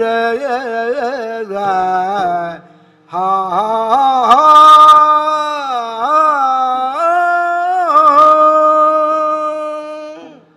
ನೋಡಿದಿರಾ ವಿಪರ್ಯಾಸ. ಒಬ್ಬ ತ್ರೇತಾಯುಗದ ಮಹಾಕಲಿ ಹನುಮಂತ, ಇನ್ನೊಬ್ಬ ದ್ವಾಪರದ ಪಾರ್ಥ ಅರ್ಜುನ, ಕ್ಷತ್ರಿಯರಲ್ಲೇ ಮಹಾಕ್ಷತ್ರಿಯ ಎನಿಸಿಕೊಂಡಂತವ. ಆದರೆ ತ್ರೇತೆಗೂ ದ್ವಾಪರಕ್ಕೂ ಇರುವ ವ್ಯತ್ಯಾಸ ಎಷ್ಟು ಕೇಳಿದರೆ ಇಷ್ಟೇ. ಏನು? ಒಬ್ಬ ಕಾರ್ಯವನ್ನು ಆರಂಭಿಸುವಾಗ ರಾಮನಾಮವನ್ನು ಭಜಿಸುತ್ತಾನೆ, ಇನ್ನೊಬ್ಬ ಕಾರ್ಯವು ಮುಗಿದ ನಂತರ ಸೋತ ಮೇಲೆ ಕೃಷ್ಣ ಕೃಷ್ಣ ಎನ್ನುತ್ತಿದ್ದಾನೆ. ಆದರೆ ಏನು ಮಾಡೋಣ ಹೇಳಿ? ಏನು? ಒಬ್ಬ ವಜ್ರಕ್ಕೆ ಸಮಾನನು, ಇನ್ನೊಬ್ಬ ಬಂಗಾರಕ್ಕೆ ಸಮಾನನು. ಈ ಬಂಗಾರಕ್ಕೆ ವಜ್ರವನ್ನು ಪೋಣಿಸಿ ಒಂದು ಉತ್ತಮವಾದ ಆಭರಣವನ್ನು ರಚಿಸಬೇಕಾದದ್ದು ಈಗ ನನಗೆ ಇಲ್ಲಿ ಅನಿವಾರ್ಯ. ಇಬ್ಬರು ನನ್ನ ಪ್ರಿಯಸಕರು, ಆದ್ದರಿಂದ ಸುತ್ತು ಬರ್ತಾ ಇದ್ದಾನಲ್ಲ ಅಗ್ನಿಗೆ, ಅವನನ್ನು ತಡೆಯಲೇಬೇಕಾದದ್ದು ಈಗ ನನಗೆ ಸರಿಯಾದ ಕೆಲಸ. ಹಾಗಾಗಿ ಈಗ ರಾಮನಾಗಿಯೂ ಹೋಗುವುದಕ್ಕಾಗುವುದಿಲ್ಲ, ಕೃಷ್ಣನಾಗಿಯೂ ತೋರಿಸಿಕೊಳ್ಳುವುದಕ್ಕಾಗುವುದಿಲ್ಲ. ಪ್ರಪಂಚಕ್ಕೆ ಪ್ರಶ್ನೆಗೆ ಉತ್ತರವನ್ನು ಕೊಡುವಂತಹ ಅಥವಾ ಪ್ರತಿಯೊಂದು ಪ್ರಶ್ನೆಯೂ ನಮ್ಮಲ್ಲಿ ಹುಟ್ಟಿಕೊಳ್ಳುವಂತಹ ಯೋಗ್ಯತೆ ಉಂಟು ಅಂತಾದರೆ ಅದು ಬ್ರಾಹ್ಮಣ್ಯಕ್ಕಾಗಿ. ಹಾಗಾಗಿ ವೃದ್ಧ ವಿಪ್ರನ ಆಕಾರವನ್ನು ತಳೆದು ಅವನನ್ನು ತಡೆಯುತ್ತೇನೆ. ಅಯ್ಯ ಅಯ್ಯ ಏನಿದಯ್ಯ, ಸ್ವಲ್ಪ ಸೈರಿಸು, ಸ್ವಲ್ಪ ಸೈರಿಸು. ಏನು? ಸ್ವಲ್ಪ ಸೈರಿಸು. ನಿಲ್ಲಬೇಕಾ? ಹಾ, ಯಾಕೆ? ಏನಿದು ನಿಮ್ಮಲ್ಲಿ ಸಂವಾದ?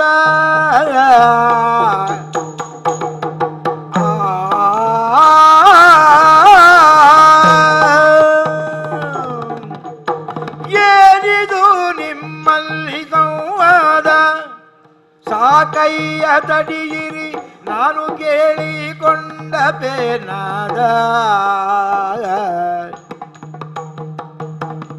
ನೀನದೇ ಕಗ್ನಿಯನು ಅನುಮನ, ನೀನದೇ ಕಗ್ನಿಯನು ಮನದನುಮಾನವಿಲ್ಲದೆ ಹಾರಿದ ಬೇರಿ ನಿರೋಧವನಾರು ಮಾಲ್ಪರು ಮಾನವಾರೋಳ ಕಟ್ಟ ಸುಮ್ಮನೆ. ಈ ನಿರೋಧವನಾರು ಮಾಲ್ಪರು ಮನವಾರೋಳ ಕಟ ಸುಮ್ಮನೆ.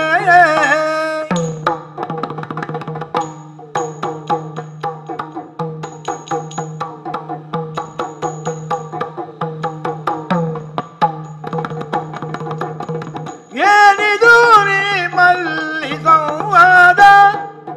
ಸಾಕಯ್ಯ ತಡಿಯಿರಿ, ನಾನು ಕೇಳಿಕೊಂಡ ಬೇನದ.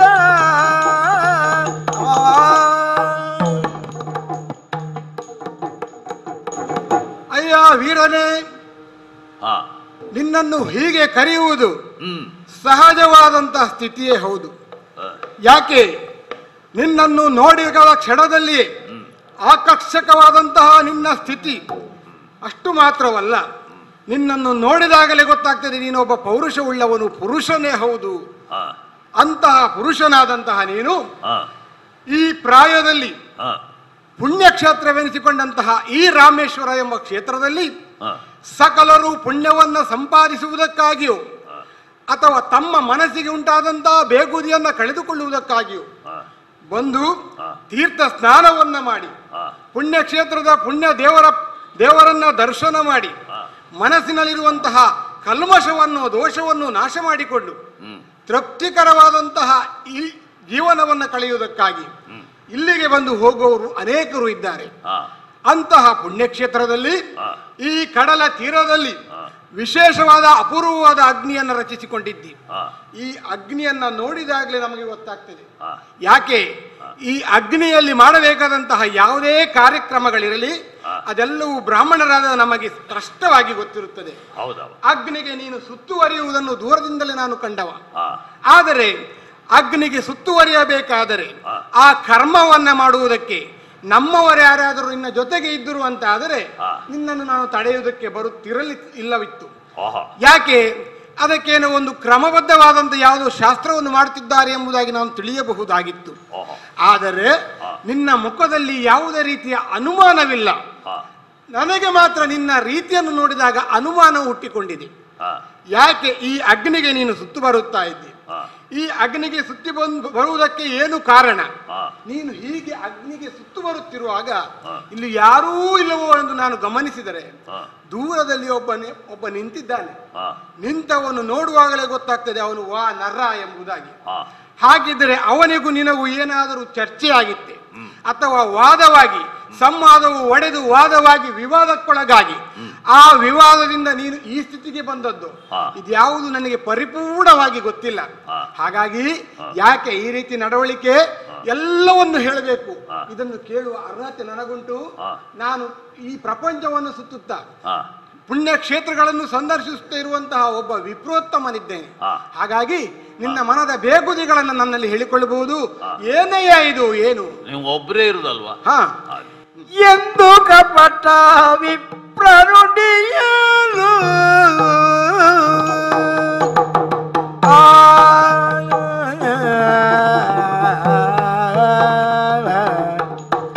ಎಂದು ಕಪಟ ವಿಪ್ರನುಡಿಯಲು ಕೇಳುತ್ತಲ ಸಂಕ್ರಂದನ ನುಡಿದ ಅವನೋಳು ಬಂಧಿಸಿದೆ ಮೂವೇಳೆ ಕೂರ್ಗಣೆ ಇಂದ ಸೇತುವನದರು ಮುರಿದರೆ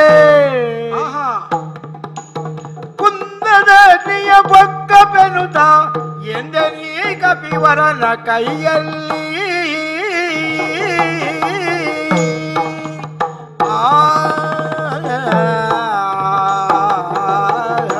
ವಿಪ್ರವರ್ಯರೇ, ನೀವು ಒಬ್ಬರೇಯ ಅಂತ ಕೇಳಿದೆ. ಯಾಕಂದ್ರೆ ತಂಡೋಪತಂಡವಾಗಿ ಬ್ರಾಹ್ಮಣರಿಂದ ತೊಡಗಿದ್ದು ನಾನು. ಈ ಬ್ರಾಹ್ಮಣರ ಸೇವೆಯಲ್ಲಿ ನಿರತನಾಗಿ ಮುಂದುವರಿದು ಬಂದವ. ಆಗಲಿ. ಹಾಗೆ ಆರಂಭದಲ್ಲಿಯೂ ಬ್ರಾಹ್ಮಣರೇ, ಈಗ ಕೊನೆಯ ಕಾಲದಲ್ಲಿಯೂ ಬ್ರಾಹ್ಮಣರದ್ದೇ ದರ್ಶನ. ಕೊನೆ ಕಾಲ ಅಂತ ಯಾಕೆ ಹೇಳ್ತೀವಿ? ಹೌದು, ಹಾಗೊಂದು ಆಯ್ತು. ಯಾಕೆ ಹೀಗೆ? ಅಗ್ನಿಕುಂಡವನ್ನು ರಚನೆ ನಾನೇ ಮಾಡಿದ್ದು. ನೋಡಿದ್ರೆ ಗೊತ್ತಾಗ್ತದೆ. ಅಗ್ನಿಯ ಭಕ್ತನ, ಅಗ್ನಿಯ ಆರಾಧನೆಯನ್ನು ಮಾಡ್ತಾ ಇರುವವನ. ಸರಿ. ಅಂಥದ್ರಲ್ಲಿ ಕೊನೆಯ ಕಾಲಕ್ಕೂ ಒಂದು ಸಮಾಧಾನ ಉಂಟು ನನಗೆ. ಹೇಗೆ? ನನ್ನ ಪ್ರಾಣವನ್ನೂ ಅಗ್ನಿಗೆ ಸಮರ್ಪಣೆ ಮಾಡುವಂತಹ ಒಂದು ಯೋಗ ನನಗೆ. ಅಂತ ಸ್ಥಿತಿ ಹೇಗೆ ಒದಗಿತ್ತು ಅಂತ ಬೇಕಲ್ಲ. ಅಲ್ಲಿ ಒಬ್ಬ ನಿಂತಿದ್ದಾನೆ ಅಂತ ಹೇಳಿದ್ರಲ್ಲ. ಹೌದು. ಅವ ಹೂವ ಮರಳ ರಾಶಿಯಲ್ಲಿ ಕೂತದ್ದು ಅಲ್ಲ, ನಿಂತದ್ದು ಅಲ್ಲ, ಬಿದ್ದುಕೊಂಡಿದ್ದ. ಸರಿ. ಇಷ್ಟೂ ಇರ್ಲಿಲ್ಲ ಅವ. ಈಗ ಸಾಯ್ತಾನೋ, ಇನ್ನೊಮ್ಮೆ ಸಾಯ್ತಾನೋ, ಇನ್ನೊಂದು ಹೊತ್ತಿನಲ್ಲಿ ಸಾಯ್ತಾನ. ಜೋರಾಗಿ ಬಿರುಗಾಳಿ ಬಂದಾಗ ಆ ತರಗೆಲೆಯಂತೆ ಹಾರಿ ಹೋದಾನೋ ಎನ್ನುವ ಸ್ಥಿತಿ. ಸರಿ. ಇಷ್ಟೇ ಸಣ್ಣ ಒಂದು ಆಕಾರ. ಆಗಲಿ. ಅಲ್ಲವ ಹನುಮಂತ ಅಂತ ಹೇಳಿದ. ಓಹೋ. ಅವ ಎಂತದೇ ಹೇಳಿ. ಹನುಮಂತ ಯಾರು ಅಂತ ಕೇಳಿದಾಗ ಹನುಮಂತ. ಹಾಗೆ ಯಾಕೆ ಹೀಗೆ? ನೀನು ಯಾಕೆ? ಅದಕ್ಕೆ ಏನೇನೋ ಎಲ್ಲ ಹೇಳಿದ. ನೀನು ಕೇಳಿದಿ. ಹೌದು. ಕುತೂಹಲದಿಂದ ಕೇಳುವುದೇನೋ ಸಹಜ. ನೀನು ಯಾರಂತ ಗೊತ್ತಾಗ್ಲಿಲ್ಲಲ್ಲ. ನಾನು ಯಾರಂತ ಗೊತ್ತಿಲ್ವಾ? ಇಲ್ಲ. ಅದು ನನಗೊಂದು ಪ್ರಸಿದ್ಧಿ ಉಂಟು. ಏನಂತ? ಸಂಕ್ರಂದನಾತ್ಮಜ ಅಂತ. ದೇವೇಂದ್ರನ ಅನುಗ್ರಹ ನನಗೆ. ಇಂದ್ರ ಅನುಗ್ರಹ ಅದು ಈಗ ವ್ಯರ್ಥ ಆಗಿದೆ. ಕುಂತಿ ದೇವಿಯ ಪುತ್ರನಾಗಿ ಪಾಂಡುಜ, ಪಾಂಡವ 5ರಲ್ಲಿ ಮಧ್ಯಮ ಪಾಂಡವ ಅರ್ಜುನ ಅಂತ ನನಗೆ. ಅರ್ಜುನ ಅಂತ ಹೇಳಿದ್ರೆ ನೀನೇಯೋ? ನಾನು ದೂರದಲ್ಲಿಯೇ ಧ್ವನಿಯನ್ನು ಕೇಳಿದಾಗ ಎಲ್ಲೋ ಕೇಳಿದ ಹಾಗೆ, ಎಲ್ಲೋ ನೋಡಿದ ನೆನಪಾದದ್ದು ನನಗೆ. ಹೌದಾ? ನಿಮಗೆ ಗೊತ್ತುಂಟು ಹಾಗಾದ್ರೆ? ಅಂದು ದ್ರೌಪದನ ಅರಮನೆಯಲ್ಲಿ ನೆನಪುಂಟ? ಪಾಂಚಾಲದಲ್ಲಿ. ಹೌದು. ನೀನು ಬಾಣ ಹೊಡೆದು. ಹೌದು. ದ್ರೌಪದನಂದನೆಯ ಮದುವೆ ಆದದ್ದು, ದ್ರೌಪದಿಯನ್ನು ಮದುವೆ ಆದದ್ದು. ಹೌದು, ವಿವಾಹದ ನಿನ್ನ ಹಿಂದಿನ ಸರದಿಯಲ್ಲಿ ನಾನಿದ್ದೆ, ಕುಳಿತು ಕೇಳ್ತಾ ಇದ್ದೆ. ಇರ್ಬಹುದಪ್ಪ. ಬಹಳ ಸಂತೋಷ ಆಯ್ತು ನಮಗೆ. ಇರ್ಲಿ. ಬ್ರಾಹ್ಮಣರಲ್ಲೂ ನಮ್ಮ ಕುಲದಲ್ಲೂ ಇಂಥ ವಿಕ್ರಮಗಳಿದ್ದಾರಲ್ಲ ಅಂತ ಒಮ್ಮೆ ನಾನು ಸಂತೋಷ ಪಟ್ಟು ಕರತಾಳ ಪಟ್ಟಿದ್ದ. ತಂಡೋಪತಂಡವಾಗಿ ಬ್ರಾಹ್ಮಣರೊಂದಿಗೆ ಸಾಗಬೇಕಾದಂತಹ ಒಂದು ಸ್ಥಿತಿ ಅದು. ಮುದಪ್ಪ, ನಮ್ಮ ಬದುಕೇ ಹಾಗೆ. ಸರಿ. ಅರಗಿನಾಲಯದಲ್ಲಿ ಸುಟ್ಟು ಹೋಗುವಂತಹ ಸ್ಥಿತಿ ಏನೋ ಆಯಿತು. ನಮ್ಮ ವಿದುರನ ಒಂದು ಕೃಪೆಯಿಂದ ನಾವು ಬದುಕಿ ಉಳಿದೆವು. ಆಮೇಲೆ ಏಕಚಕ್ರ ನಗರದಲ್ಲಿ ಭಿಕ್ಷೆ ಬೇಡುವಂತ ಸ್ಥಿತಿ ಅಲ್ಲ, ನಮ್ಮ ಅಸ್ತಿತ್ವವನ್ನು ಮರೆಸಿಕೊಳ್ಳುವುದಕ್ಕಾಗಿ ಭಿಕ್ಷೆಯನ್ನೂ ಬೇಡಬೇಕಾದಂತ ಸ್ಥಿತಿ ಇತ್ತು. ಆಮೇಲೆ ಅಲ್ಲಿ ಒಬ್ಬ ಬಕಾಸುರ ಅಂತ ಇದ್ದ. ಅವನನ್ನು ಕೊಂದ ಮೇಲೆ ಆ ಊರಲ್ಲಿ ನಮಗೆ ನಿಲ್ಲುವ ಹಾಗಿಲ್ಲ. ನಮ್ಮ ಅಣ್ಣ ಕೊಂದದ್ದು ಬಕಾಸುರನ. ಕೊಂದ ಮೇಲೆ ಮತ್ತೆ ಬ್ರಾಹ್ಮಣರು ಬಿಡ್ತಾರ ಬಂದು? ಇವರು ಯಾರು? ಇವರು ಸಾಮಾನ್ಯರಲ್ಲ. ಹಾಗೆ ಬ್ರಾಹ್ಮಣರ ತಂಡೋಪತಂಡವಾಗಿ ಅಲ್ಲಿಂದ ಹೊರಟದ್ದು. ಸರಿ. ಆ ತಂಡದಲ್ಲಿ ನೀವು ಸೇರಿಕೊಂಡಿದ್ರಾ? ನಾನು ನಿನ್ನ ಹಿಂದೆ ಇದ್ದೆ ಸರ್. ಒಳ್ಳೇದಾಯ್ತು. ಬ್ರಾಹ್ಮಣರ ಬ್ರಾಹ್ಮಣ ಸಮೂಹಕ್ಕೆ, ಸಮಾಜಕ್ಕೆ ಒಂದು ರೀತಿಯ ಗೌರವವನ್ನು ತಂದುಕೊಟ್ಟ ಸಭೆ ಅದು. ಸರಿ. ನಾವು ಬ್ರಾಹ್ಮಣರಾಗಿ ಇದ್ದದ್ದು. ಮತ್ಸ್ಯಯಂತ್ರವನ್ನು ಬೇಯಿಸಿ ದ್ರೌಪದಿಯನ್ನು ವರಿಸಿದಾಗ ನಾವು ಕ್ಷತ್ರಿಯರಂತ ಯಾರಿಗೂ ಗೊತ್ತಿರ್ಲಿಲ್ಲ. ಆಮೇಲೆ ನಾವು ಪ್ರಕಟಗೊಂಡದ್ದಲ್ಲ. ಅದೆಲ್ಲ ಇರ್ಲಿ, ಅದು ಹಳೆ ಕಥೆ. ಇದು ಏನಾಯ್ತು? ಇವ ಹೇಳಿದ ಏನು? ನಾವು ಕಲ್ಲು ಮಣ್ಣೆ ಎಲ್ಲ ಹೊತ್ತು ಹಾಕಿ ಈ ಸಮುದ್ರಕ್ಕೆ ಸೇತುವೆಯನ್ನು ಕಟ್ಟಿದ್ದು. ಹಾಗೆ ನಾವು ಕಲ್ಲು ಮಣ್ಣು ಹೊತ್ತು ಸಾಕಾಗಿ ಸುಸ್ತಾಗಿ ನಮ್ಮ ಶರೀರ ಎಲ್ಲ ಕುಗ್ಗಿ ಈಗ ಈ ರೀತಿಗೆ ಸ್ಥಿತಿ ಬಂದಿದೆ. ಏಳುವುದಕ್ಕೂ ಆಗುವುದಿಲ್ಲ, ಕೈಕಾಲಲ್ಲಿ ಬಲ ಇಲ್ಲ ಅಂತ ಹೇಳಿದ ಹನುಮಂತ ಹೇಳಿದ್ದು. ಅದಕ್ಕೆ ಅದೆಂತದ್ದು ಮಾರೆ ಕಲ್ಲು ಮಣ್ಣು ಹೊರುವುದು? ಒಂದು ಬಾಣವನ್ನು ಪ್ರಯೋಗಿಸಿ ಸೇತುವೆಯನ್ನು ಕಟ್ಲಿಕ್ಕೆ ಆಗ್ತದೆ. ಬಾಣ ಮುಖದಲ್ಲಿ? ಹೌದು. ಅಮೋಘವಾದದ್ದು. ಆಗುದಿಲ್ಲ, ಗೊತ್ತಿಲ್ವ ನಿಮ್ಗೆ? ನಾವು ನೋಡ್ಲಿಲ್ಲ. ಆಗ್ತದೆ ಅಂತ ಹೇಳಿದವನ ನೀನು ಹೇಳಿದಿರಿ. ನಾನು ಈ ಮೊದಲು ಬಾಣದಿಂದಲೇ ಸ್ವರ್ಗಕ್ಕೆ ಸೇತುವೆಯನ್ನು ಕಟ್ಟಿದ್ದೇನೆ. ಕೇಳಿದ್ದೇನೆ, ಕಟ್ಟಿ ಕೇಳಿದ್ದೇನೆ. ಹಾಗಾಗಿ ಕಟ್ಟಲು ಸಾಧ್ಯ. ನನಗೆ ಸಾಧ್ಯ ಅಂತಾದ್ರೆ ರಾಮನಿಗೆ ಸಾಧ್ಯವಾಗದೆ ಇದ್ದೀತೋ? ಹಾಗಾದ್ರೆ ರಾಮನ ಒಂದು ಔದಾರ್ಯದಿಂದ ನಿಮಗೆಲ್ಲ ಒಂದು ಹೆಸರು ಬಂತು ಮಾರಾಯ, ಈ ವಾನರರಿಗೆಲ್ಲ. ಅದೆಲ್ಲ ಏನು ದೊಡ್ಡ ಕೆಲಸ ಅಲ್ಲ, ಬಿಡು ಅಂತ ಹೇಳಿದೆ. ಅವ ಹೇಳಿದ ಸೇತುವೆಯನ್ನು ನೀನು ಈಗ ಕಟ್ಟಿದ್ರೆ ಅದನ್ನು ಒತ್ತು ಮುರಿತೇನೆ ಅಲ್ಲ. ಅವನು ಹನುಮಂತನಾಗಿ ರಾಮಕಿಂಕರನಾಗಿ ಹಿಂದೆ ಅವನು ಮಾಡಿದ ಸಾಧನೆಯನ್ನು ಅವನು ತರ್ಕ ಮಾಡಿ ಈ ರೀತಿ ಮಾಡ್ತೇನೆ ಅಂತ ಅವನು ಹೇಳಿದ್ದಿದ್ರೆ ಅದು ಸರಿಯೋ ತಪ್ಪು ಎನ್ನುವುದಕ್ಕಿಂತ ಅವನಿಗೆ ಆ ಸಂದರ್ಭಕ್ಕೆ ಅನಿಸಿದೆ. ಆದ್ರೆ ಇನ್ನೊಂದುಂಟು, ಅವನು ಹನುಮ ಅಲ್ಲವ, ಅವನು ಕ್ಷೀಣ ಬಲನು ಹೌದು, ಅಗತ್ಯ ಇಲ್ಲದೆ ಹೋದರೆ ಕ್ಷೀಣ ಬಲನು ಹೌದವ.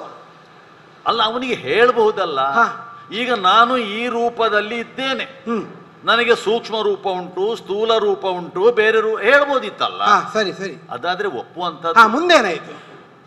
ಆಯ್ತು, ಸೇತುವೆಯನ್ನು ನಾನು ಈಗ ಕಟ್ಟುತ್ತೇನೆ. ಸರಿ. ಅವ ಹೇಳಿದ್ದೇನು? ನಾನು ಅದನ್ನು ಮುರಿತೇನೆ. ಆಮೇಲೆ ಅದ್ಯಾಕೆ ಹೇಳ್ಬೇಕು?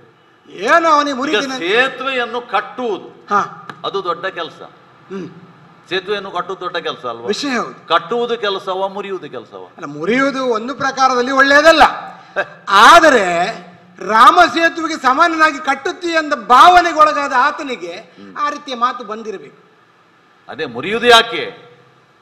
ಪುನಃ ಉಪಯೋಗ ಇಲ್ಲದೆ ಹೋದಿತ್ತು ಸೇತುವೆ. ಸೇತುವೆಯನ್ನು ಮುರಿತೇನೆ ಅಂತ ಹೇಳಿದ್ರೆ ಏನುಂಟಲ್ಲಿ? ಅದು ರಾಮನಿಗೆ ಅಪಮಾನ ಆಗ್ತದಂತ ಹೇಳಿದ್ದಲ್ಲವ. ಏನು ಅವನಿಗೂ ಒಂದು ಇದು ಬಂತು, ಆವೇಶ ಬಂತು. ನೀನು ಕಟ್ಟಿದ್ರೆ ನಾನು ಮುರಿತೇನೆ, ಹಾಗಿರುವಾಗ ನನಗೆ ಏನಾಗುದು ಬೇಡ. ಈ ಕ್ಷೇತ್ರದಲ್ಲಿ ಸ್ವಾಭಿಮಾನವನ್ನು ಬಿಟ್ರೆ ಏನುಂಟು ಸ್ವಾಮಿ ಬದುಕಲ್ಲಿ? ಹಾಗಾಗಿ ಸೇತುವೆಯನ್ನು 3 ಬಾರಿ ಕಟ್ಟುತ್ತೇನೆ. ಸರಿ. ನೀನು ಮುರಿದದ್ದೇ ಹೌದಾದ್ರೆ ನಾನು ಅಗ್ನಿಗೆ ಪ್ರಾಣಾರ್ಪಣೆ ಮಾಡ್ತೇನೆ ಅಂತ ಪ್ರತಿಜ್ಞೆ.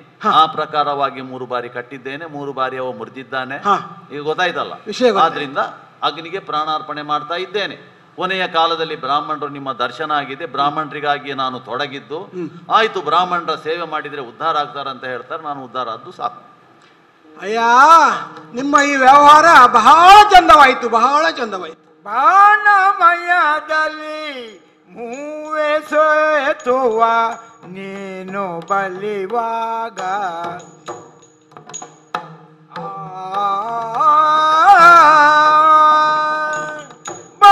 ಬಾಣಮಯದಲ್ಲಿ ಮೂವೆ ಸೇತುವ ನೀನು ಬಲಿವಾಗ ಮತ್ತಿ ವಾನರೇಂದ್ರನು ಸತ್ವದಿಂದದ ನಾನಿ ಮುರಿವಾಗ ಕಣ್ಣ ಕಂಡಿಯ ಮಾನವರಾದ ರಯ್ಯ ಬೇಳುನಿ ದಾನವನು ಬೇಗ ಮೂರ್ಖತೆಗೇನೆಂಬೆನು ಸಾಕ್ಷಿ ಇಲ್ಲದೆ ಮೂರ್ಖತೆಗೇನೆಂಬೆನು ಸಾಕ್ಷಿ ಇಲ್ಲದೆ ಹೀನತನದಿಂದ ದೊಡ್ಡವನು ಗೈ ತೀನಿರೋಧಕ್ಕೆ ಪಾವಕನುವನ ಅಯ್ಯ, ಮಾನವರಲ್ಲಿ ಒಂದು ಕ್ರಮ ಅಂತ ಉಂಟು. ಇಂತಹ ವಿಶೇಷವಾದ ಪಂಥಗಳು ಸಾಮಾನ್ಯರಲ್ಲಿ ನಡೆದದ್ದೇ ಹೌದಾದರೆ ಅದು ಇಷ್ಟು ದೊಡ್ಡ ಮಟ್ಟಕ್ಕೆ ಬೆಳೆಯುವುದಕ್ಕೆ ಸಾಧ್ಯ ಇಲ್ಲ. ಆದರೆ ನೀನು ಚಂದ್ರವಂಶಜ, ಕೀರ್ತಿ ಸಂಪನ್ನನಾದಂತಹ ಮಹಾಕ್ಷತ್ರಿಯ ಈ ಯುಗದಲ್ಲಿ ಆತನು ಮಹಾಭಕ್ತ ಶ್ರೀರಾಮ ಕಿಂಕರನಾಗಿ ಈಗ ಯುಗಪುರುಷನಾಗಿ ನಿಂತಿದ್ದಾನೆ. ಅಂತಹ ನಿಮ್ಮಿರುವರ ನಡುವೆ ನಡೆದಂತಹ ಈ ಒಂದು ಸಂದರ್ಭ ಆಡಿದ ಮಾತನ್ನು ಉಳಿಸಿಕೊಳ್ಳಿಕ್ಕೆ ಹೊರಟಿದ್ದೇನೆ ಅಂತ ಹೇಳುವಾಗ ಬಹಳ ಸಂತೋಷವಾಯಿತು ಒಂದು ಬದಿಯಲ್ಲಿ. ಯಾಕೆ ಧರ್ಮರಾಜನ ತಮ್ಮನಾಗಿ ನೀನು ಆಡಿದ ಮಾತನ್ನು ಉಳಿಸಿಕೊಳ್ಳುವುದಕ್ಕಾಗಿ ಅಗ್ನಿ ಪ್ರವೇಶ ಮಾಡುತ್ತಿ ಅಂತ ಹೇಳಿದರೆ ಅದು ನೀನು ಆಡಿದಂತಹ ಸರಿಯಾದ ಮಾತು ಹೌದು, ಸರಿಯಾದ ನಡವಳಿಕೆಯೂ ಹೌದು. ಆದರೆ ಈಗ ನಿನ್ನಂತಹ ಶ್ರೇಷ್ಠ ಮಾನವರು ಮಾಡುವಂತಹ ಯಾವುದೇ ಕಾರ್ಯದಲ್ಲಿ ಸಾಕ್ಷಿ ಎಂಬುದೊಂದು ಬೇಕಾಗ್ತದೆ. ಹೇಗೆ ಸಾಕ್ಷಿ ಬೇಕು, ಯಾಕೆ ಸಾಕ್ಷಿ ಬೇಕು ಎಂಬ ಪ್ರಶ್ನೆಯೂ ಮೂಡಿತು. ನೀನು 3 ಬಾರಿ ಶರದಿಂದ ಸೇತುವನ್ನು ಬಂಧಿಸಿದ್ದಿ, ದೊಡ್ಡ ಸಾಧನೆ ಅದು. ಯಾಕೆ ನಮ್ಮ ಈ ನಗರದಲ್ಲಿ ಎಷ್ಟೋ ಕಡೆ ಅನಿವಾರ್ಯತೆ ಇದ್ರೂ ಸೇತುವನ್ನು ಕಟ್ಟುವವರು ಇಲ್ಲದೆ ಅದೆಷ್ಟೋ ಜನ ಪರದಾಡುತ್ತಿದ್ದಾರೆ ನಾಗರಿಕರು. ಆದರೆ ಇಂತಹ ಅಪೂರ್ವವಾದ ಸತ್ವವುಳ್ಳಂತಹ ನೀನು ಅಂತಹ ಕ್ಷೇತ್ರದಲ್ಲಿ ಇಂತಹ ಸಾಧನೆ ಮಾಡಿದೆ ಅಂತಾದರೆ ನಿನ್ನ ವಂಶದ ಕೀರ್ತಿ ಮತ್ತಷ್ಟು ಎತ್ತರಕ್ಕೆ ಹೋಗುವುದಕ್ಕೆ ಸಾಧ್ಯತೆ ಉಂಟು. ಹಾಗೆಯೇ ಅದನ್ನು ಮುರಿಯುವುದು ದೊಡ್ಡ ವಿಷಯವೇ ಅಲ್ಲ. ಆದರೆ ಈ ಸಂದರ್ಭಕ್ಕೆ ಸಿಲುಕಿಕೊಂಡಂತಹ ಈ ಮಾತಿನ ಯುದ್ಧ ಎಂಬುದು ಆ ಮಟ್ಟಕ್ಕೆ ಬೆಳೆದು ನಿಂತಿದೆ. ಈಗ ನೀನು ಆಡಿದಂತೆ ಅಗ್ನಿಗೆ ಪ್ರವೇಶ ಮಾಡಿದೆ ಅಂತ ಆದರೆ ಇದರಿಂದ ಹನುಮಂತನಿಗೆ ಯಾವುದೇ ರೀತಿಯ ಲಾಭ ಇಲ್ಲ. ಈ ಪ್ರಪಂಚಕ್ಕೆ ಅನ್ಯಾಯವಾದೀತು, ನಷ್ಟವಾದೀತು ಹೊರತು ಮತ್ತೇನೂ ಲಾಭ ಆಗಲಿಕ್ಕಿಲ್ಲ. ಹಾಗಾಗಿ ಧರ್ಮಜನ ತಮ್ಮನಾದಂತಹ ನೀನು ಸರಿಯಾಗಿ ಯೋಚನೆ ಮಾಡು. ನಡೆದಂತಹ ಈ ಪ್ರಕರಣಕ್ಕೆ 3ನೇ ಕಣ್ಣಾಗಿ ಯಾರೂ ಇಲ್ಲ ಇಲ್ಲಿ. ಹಾಗಾಗಿ ಇನ್ನೊಂದು ಕೆಲಸ ಮಾಡಬೇಕು ನೀನು ನನಗಾಗಿ. ಮತ್ತೊಮ್ಮೆ ಮಾಡಬೇಕು. ಮಾಡು ನೀನಿ ನೊಮ್ಮೆ ಸೇತುವ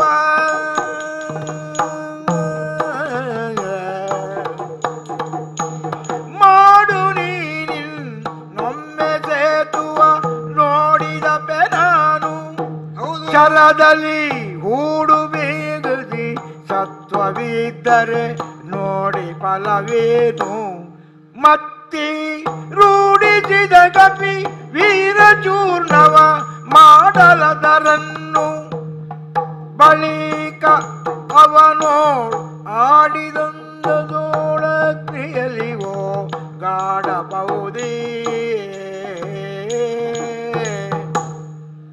ಆಡಿದಂದೋಳ್ ಅಗ್ನಿಯಲಿವೋ ಗಾಡಬಹುದೇ ನಿನ್ನ ಕಾರ್ಯವ ನೋಡಿದಂದನು ಒಪ್ಪಿದರು ಮುರ ಕೇಳಿ ವಿಪ್ರನ ಮಾತಲಾಲಿಸಿ ಆಡಿದ ಮಾತನ್ನು ಉಳಿಸಿಕೊಳ್ಳುವಂತಹ ನಿನ್ನ ಜ್ಞಾನದ ಮೌಲ್ಯ ದೊಡ್ಡದು. ಯಾಕೆ ನಿನ್ನನ್ನು ನೀನು ಶಿಕ್ಷಿಸುವುದಕ್ಕೂ ಸಿದ್ಧನಾಗಿದ್ದಿ. ಆದರೆ ಇದು ಅಪಾರವಾದ ವಿಷಯ ಹೌದು. ಯಾಕೆ ನಿನ್ನ ನಡವಳಿಕೆ ಇಂಥದ್ದು ಯಾಕಾಯಿತು? ನಿನ್ನ ಮಾತಿನ ಮೌಲ್ಯವನ್ನು ಉಳಿಸಿಕೊಳ್ಳುವುದು. ಆದರೆ ನೀನು ನಾಶವಾಗುವುದರಿಂದ ಯಾರಿಗೂ ಲಾಭವಿಲ್ಲ, ನೀನು ಉಳಿಯುವುದರಿಂದ ಪ್ರಪಂಚಕ್ಕೆ ಲಾಭ ಉಂಟು. ಹಾಗಾಗಿ ಇನ್ನೊಮ್ಮೆ ಶರದಿಂದ ನೀನು ಸೇತು ಬಂಧವನ್ನ ಮಾಡಬೇಕು. ಅದನ್ನು ನಾನು ನೋಡ್ತೇನೆ. ಆಮೇಲೆ ಆ ಕಪಿವರ್ಯ ಅದನ್ನ ಮುರಿಯುವುದು ಹೇಗೆ ಅದನ್ನು ನಾನು ನೋಡ್ತೇನೆ. ಆದರೆ ಯಾಕೆ ಹೀಗೆ ಹೇಳ್ತೇನೆ, ನೀನು ಕಟ್ಟಿದಂತಹ ಸೇತು ಎಷ್ಟು ಪ್ರಬಲವಾಗಿದೆ ಎಂಬುದನ್ನು ಯಾರಾದರೂ ನೋಡಿದ್ರ? ಇಲ್ಲ. ಆ ವಾನರ ಹೋಗಿ ಮುರಿದ, ಹನುಮಂತ ಮುರಿದ. ಒಂದು ವೇಳೆ ಅದು ದುರ್ಬಲವೇ ಆದದ್ದು ಹೌದಾದ್ರೆ ಅವ ಮುರಿಯುವುದೊಂದು ವಿಷಯವ. ಅಲ್ಲವೇ ಅಲ್ಲ? ಹಾಗಾಗಿ ನೀನು ಈಗಲೇ ಶರಮುಖದಿಂದ ಬಾಣದಿಂದ ಸೇತುವನ್ನ ಬಂಧಿಸು, ನಾನು ಪರೀಕ್ಷೆ ಮಾಡ್ತೇನೆ. ಹಾಗೆ ಅವನು ಹೇಗೆ ಮುರಿತಾನೆ ಅದನ್ನು ನಾನು ನೋಡ್ತೇನೆ. ಅಲ್ಲ ಸರಿಯಪ್ಪ, ಈಗ ನೀವು ಹೇಳ್ತೀರಿ ಸೇತುವೆಯನ್ನು ನಾನು ಯಾಕಾಗಿ ಕಟ್ಟಬೇಕು ಅಂತ ಬೇಡವಾ? ಆಗ ಕಟ್ಟಿದ್ದು ಪಂಥಕ್ಕೆ. ಒಂದು ಪಂಥಕ್ಕೆ ಬದ್ಧನಾಗಿ ಸೇತುವೆಯನ್ನು ಕಟ್ಟಿದ್ದೇನೆ, ಅದು ಸರಿ. ಪಂಥದಲ್ಲಿ ಸೋತಿದ್ದೇನೆ, ಈಗ ಪ್ರಾಣಾರ್ಪಣೆ ಮಾಡ್ತೇನೆ, ಇದು ಸರಿ. ಗೊತ್ತಾಯ್ತಲ್ಲ? ಈಗ ನೀವು ಬಂದು ಹೇಳ್ತಾ ಇದ್ದೀರಿ ಸೇತುವೆಯನ್ನು ಇನ್ನೊಮ್ಮೆ ಕಟ್ಟು. ಹೇಗೆ? ನೀವು ಬ್ರಾಹ್ಮಣರಿಗೆ ನಾನು ಏನಾದ್ರೂ ಅದನ್ನು ಮಾಡಿ ತೋರಿಸಿ ಏನಾದ್ರೆ ಅವರಿಂದ ಶಹಬಾಜ್ ಗಿಟ್ಟಿಸಿಕೊಳ್ಬೇಕು ಎನ್ನುವಂತಹ ಯಾವ ಬಯಕೆ ನನಗೆ ಉಳಿದಿಲ್ಲ. ಆದ್ರೆ ಒಂದುಂಟು. ಏನು? ಮನೆಯಲ್ಲಿ ನಾವು ಕಲ್ಪವೃಕ್ಷವನ್ನ ಪೂಜಿಸ್ತೇವೆ. ಕಲ್ಪವೃಕ್ಷವನ್ನು. ಹೌದಪ್ಪ. ಆ ಕಲ್ಪವೃಕ್ಷವು ಫಲವನ್ನು ಕೊಡುವಾಗ ಅದನ್ನು ನಾವು ಉಪಯೋಗಿಸುತ್ತೇವೆ. ಅದೇ ಕಲ್ಪವೃಕ್ಷವು ನಮ್ಮ ಮನೆಯ ಮಾಡಿಗೆ ಹೊರಗಿದಾಗ ಮಳೆ ಗಾಳಿ ಬರುವಂತ ಸಂದರ್ಭಕ್ಕೆ ಆ ಮರವನ್ನ ನಾವು ಕತ್ತರಿಸುತ್ತೇವೆ. ಕಲ್ಪವೃಕ್ಷವನ್ನು ಯಾರೂ ಕತ್ತರಿಸಬಾರದು, ಆದರೆ ಅನಿವಾರ್ಯ. ಆ ಕತ್ತರಿಸಿದ ಮರವನ್ನ ಉಳಿಸಿಕೊಳ್ಳುವುದಕ್ಕಾಗಿ ಅಥವಾ ಅದರ ದೋಷದ ಪರಿಹಾರಕ್ಕಾಗಿ 2 ಕಲ್ಪವೃಕ್ಷದ ಸಸಿಯನ್ನು ಮತ್ತೆ ನಾವು ನಡ್ತೇವೆ ಮನೆಯಿಂದ ದೂರದಲ್ಲಿ. ಸಂದರ್ಭಕ್ಕೆ ಸರಿಯಾಗಿ ನಾವು ಇಂಥದ್ದೆಲ್ಲ ಮಾಡಲೇಬೇಕಾಗ್ತದೆ ಮಾನವರಾಗಿ. ಆಮೇಲೆ ನೀನು ಬದುಕುವುದರಿಂದ ಅಷ್ಟು ಉಪಯೋಗ ಉಂಟು ಎಂಬುದನ್ನು ನಾನು ಹೇಳುವುದು. ಈಗ ಬೇರೆಯವರಿಗೆ ಉಪಯೋಗಕ್ಕಾಗಿ ಪ್ರಪಂಚಕ್ಕೆ ಏನಾದ್ರೂ ಒಳ್ಳೇದಾಗಬೇಕಂತ ಹೇಳಿದ್ರೆ ಅದನ್ನು ಯಾರು? ನಾನು ಪ್ರಪಂಚವನ್ನೆಲ್ಲ ಒಳ್ಳೆ ಮಾಡ್ತೇನೆ ಅಂತ ನಾನೇನು ಹೊರಟದಿಲ್ಲ. ನೀನು ಮಾಡಬೇಕಂತ ನಾನು ಬ್ರಾಹ್ಮಣತ್ವ ನಾನು ಹೇಳ್ತಾ ಇದ್ದೇನಲ್ಲ, ನೀವು ಹೇಳ್ತೀರಂತ. ನಾನು ನಂಬಿಕೊಂಡು ಬಂದಂತಹ ಮೌಲ್ಯವನ್ನು, ನಾನು ನಂಬಿದ ತತ್ವವನ್ನು, ಅದನ್ನು ನಾನು ಎನ್ನುವುದು ದೊಡ್ಡದು. ಈ ಸ್ವಾಭಿಮಾನ, ಅಭಿಮಾನ, ನಂಬಿಕೊಂಡು ಬಂದ ತತ್ವ, ಅದರ ಮುಂದೆ ಪ್ರಪಂಚ ಸುಟ್ಟು ಹೋಗ್ಲಿ ಅಯ್ಯ, ಸರಿ, ಅದಲ್ಲ ನಮಗೆ. ಹಾಗಾದ್ರೆ ಏನು? ಈಗ ನಾನು ಮಾಡಿದ ಪಂಥಕ್ಕೆ ಅದು ಮೌಲ್ಯ ಕಳೆದುಕೊಳ್ಳುವುದಿಲ್ವಾ? ಸಾಧ್ಯವೇ ಇಲ್ಲ. ನೀನು ಆತ್ಮಾಹುತಿ ಮಾಡುವುದಕ್ಕೆ ಸಿದ್ಧ ಇದೆಯೋ ಇಲ್ವೋ? ಸಿದ್ಧನಿದ್ದೆ. ಅಂದ ಮೇಲೆ ನೀನು ಅದಕ್ಕೆ ಸಿದ್ಧನಿದ್ದ ಮೇಲೆ ನಿನ್ನ ತಪ್ಪಂತ ಆಗುವುದಿಲ್ಲ. ಈಗ ಹಾಗಾದ್ರೆ ಅವನಲ್ಲಿ ಕೇಳ್ಬೇಕು ನೀವು. ಅವನಲ್ಲಿ ನಾನು ಮಾತಾಡ್ತೇನೆ, ಅವನಲ್ಲಿ ಕೇಳ್ಬೇಕು. ಹೇಗೆ? ಈಗ ನಿಮಗಾಗಿ, ಬ್ರಾಹ್ಮಣರಿಗಾಗಿ, ನೋಡುವುದಕ್ಕಾಗಿ ಇನ್ನೊಂದು ಮಾಡ್ಲಿ ಅವ ಸರಿ ಅಂತ ನೀವು ಹೇಳುವುದಿದ್ರೆ ಬೇಕಾದ್ರೆ ಇನ್ನೊಂದು ಮಾಡಿ ತೋರಿಸ್ತೇನೆ. ಇದು ಒಂದೇ ಬಾರಿ 3 ಬಾರಿ ಮಾಡ್ಲಿಕ್ಕಿಲ್ಲ, ಒಂದು ಬಾರಿ, ಒಂದೇ ಬಾರಿ. ಈಗ ಮೊದಲಿನ ಪಂಥ ಏನು ಅದು ಉಳಿತದೋ ಇಲ್ಲ? ಇಲ್ಲ ಇಲ್ಲ ಇಲ್ಲ, ನಾನು ಪರಿಹಾರ ಮಾಡಿದ್ದೇನಲ್ಲ. ಹೌದು, ಹೇಗೆ? ಈಗ ಹೇಳಿದ್ದೇನಲ್ಲ, ನಾನು ಬ್ರಾಹ್ಮಣರು ಹೇಳಿದ ಮೇಲೆ ಎಂಥದ್ದು ಇದ್ರೂ ಪರಿಹಾರ ಆಗ್ತದೆ. ಎಂಥದ್ದು ಇರ್ಲಿ ಆದಿತ್ತು, ಅದು ನೀನು ಹುಡುಗಾಟಿಗೆಯಲ್ಲಿ ಮಾಡಿದಂತ ವ್ಯವಹಾರ, ನಿನ್ನ ಯೋಗ್ಯತೆಗೆ ಸರಿಯಾದ ವ್ಯವಹಾರ ಮಾಡಿದ್ದಿ. ಅದೀಗ ಕಲ್ಪವೃಕ್ಷದ ಉದಾಹರಣೆ ಕೊಟ್ಟದ್ದು ಯಾಕೆ ಮತ್ತೆ ನಾನು? ನೀನು ಮುಂದೆ ಕೂಡ ಪುಣ್ಯಕ್ಷೇತ್ರದಲ್ಲಿ ಪುಣ್ಯ ಕಾರ್ಯಕ್ರಮ ಮಾಡೋದಕ್ಕೆ ನೀನು ನಮ್ಗೆ ಬೇಕು. ಹಾಗಾಗಿ ನೀನು ಇದಕ್ಕೆ ನಾನು ಹೇಳಿದಕ್ಕೆ ಒಪ್ಪಲೇಬೇಕು. ಹನುಮಂತ, ಇಷ್ಟು ಬುದ್ಧಿಜೀವಿ ನೀನು, ಜ್ಞಾನವಂತ, ವಯೋವೃದ್ಧ, ಮಾಡಿದ ಸಾಧನೆಗಳು ಎಷ್ಟು ಏನು ಅಂತ ಹೇಳುವುದಕ್ಕೆ ಈಗ ಕಾಲಾವಕಾಶ ಸಾಕಾಗಲಿಕ್ಕಿಲ್ಲ. ಅಂತಹ ಯೋಗ್ಯತವಂತನಾದಂತ ನೀನು ಈಗ ಅವನು ಇನ್ನೊಂದು ಸೇತುವೆ ಕಟ್ಟುತ್ತಾನೆ. ನೀನು ನಿನ್ನ ಔದಾರ್ಯವನ್ನು ತೋರಿಸಿದ್ದಿ, ಆದ್ರೆ ಅವನು ಧರ್ಮವನ್ನು ಬಿಡುವವನಲ್ಲ, ಅವನು ಧರ್ಮನಂದನನ ಸಹೋದರ. ಹಾಗಾಗಿ ಈಗ ಅವನು ಮತ್ತೊಮ್ಮೆ ಸೇತು ಬಂದವನ್ನ ನನ್ನ ನಿರ್ಣಯದಂತೆ ಮಾಡ್ತಾನೆ. ಅದನ್ನು ನೀನು ಒಪ್ಪಿ ಈಗ ಮುಂದೆ ಈ ಪಂಥಕ್ಕೆ ನೀನು ಇದ್ದೀಯೋ ಆಗ್ತದಲ್ಲ. 3 ಬಾರಿ ಮುರಿ ನನಗೆ ಇನ್ನೊಂದು ಬಾರಿ ಮುರಿಲಿಕ್ಕೆ ಆಗ್ತದಿಲ್ಲ, ಆಗ್ತದೆ ಅಂತ ಆದ್ರೆ ಇದನ್ನು ನಾನು ನೋಡ್ತೇನೆ ಹೇಗೆ ಮುರಿತಿ ಅಂತ, ಅವನು ಹೇಗೆ ಕಟ್ತಾನಂತ ನಾನು ನೋಡ್ತೇನೆ. ಹಾಗಿದ್ರೆ ಪಾತ ಅವನು ಒಪ್ಪಿದ್ದಾನೆ, ಇನ್ನು ನೀನು ಮುಂದುವರಿಸಬಹುದು. ಆದಿತ್ತು. ವೀರಭಾರತ ಬಳಿಕ ವೀರಭಾರತ ಬಳಿಕ ತಾನು ಬೇರೆ ಯಕ್ಷಯಾತ್ರದಿಂದ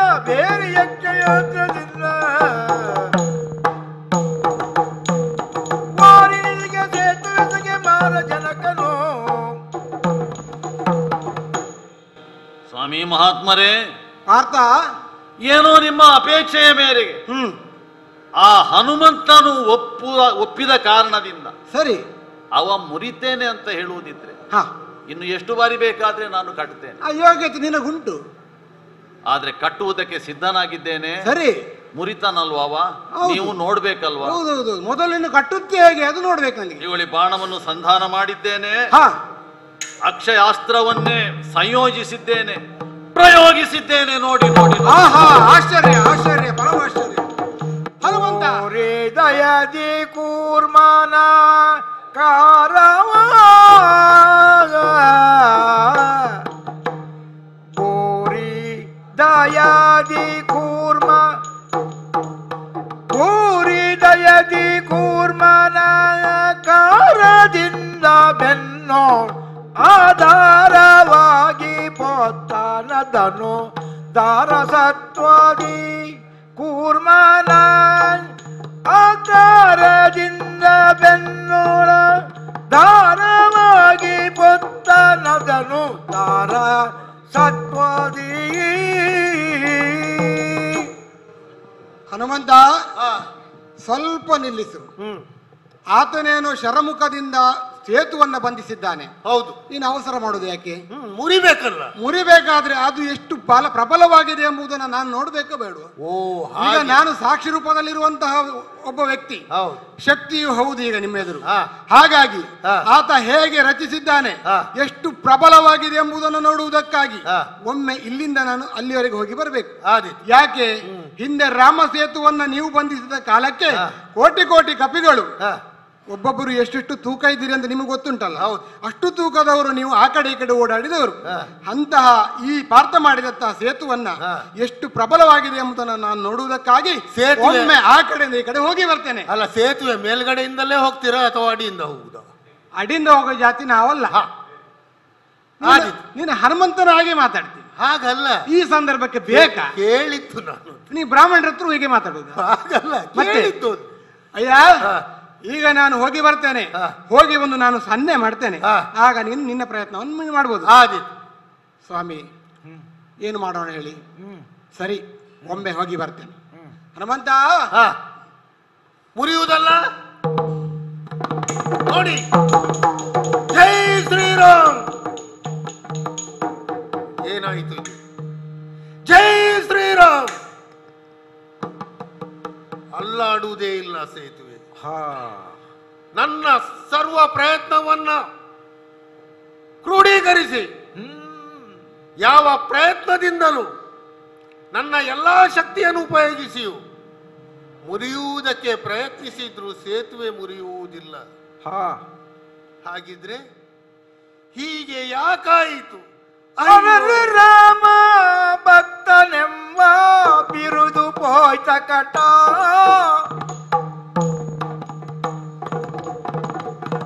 ಅರರೆ ರಾಮ ಭಕ್ತನೆಂಬ ಬಿರುದು ಪೋಯ್ತೆ ಅಕಟ. ದೇಹವಿರಲು ಸಫಲವಾವುದಿದನು ತೊರೆವೆ ಎಂದನು. ದೇಹವಿರಲು ಸಫಲವಾವುದಿದನು ತೊರೆವೆ ಎಂದನು.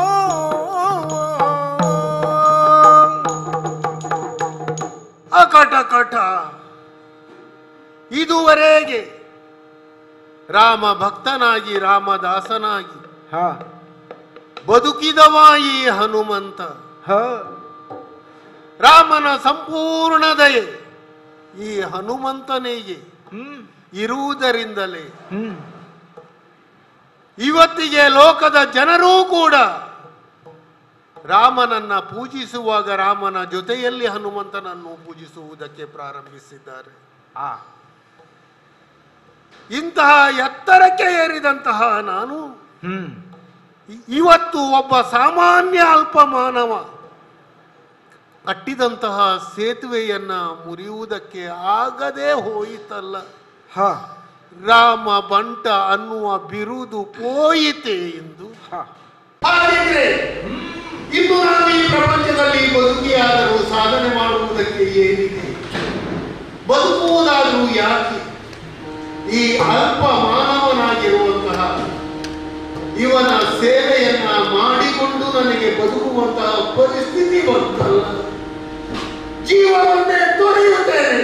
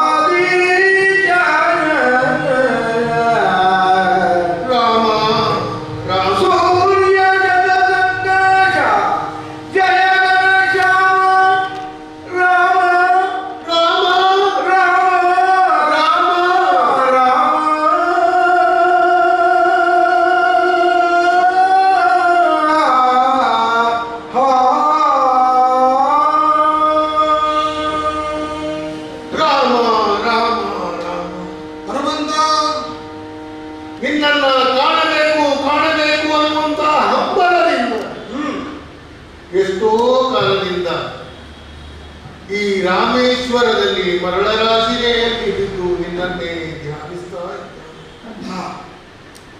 ಜಾನಕಿ ಸುಪ್ರೀತ,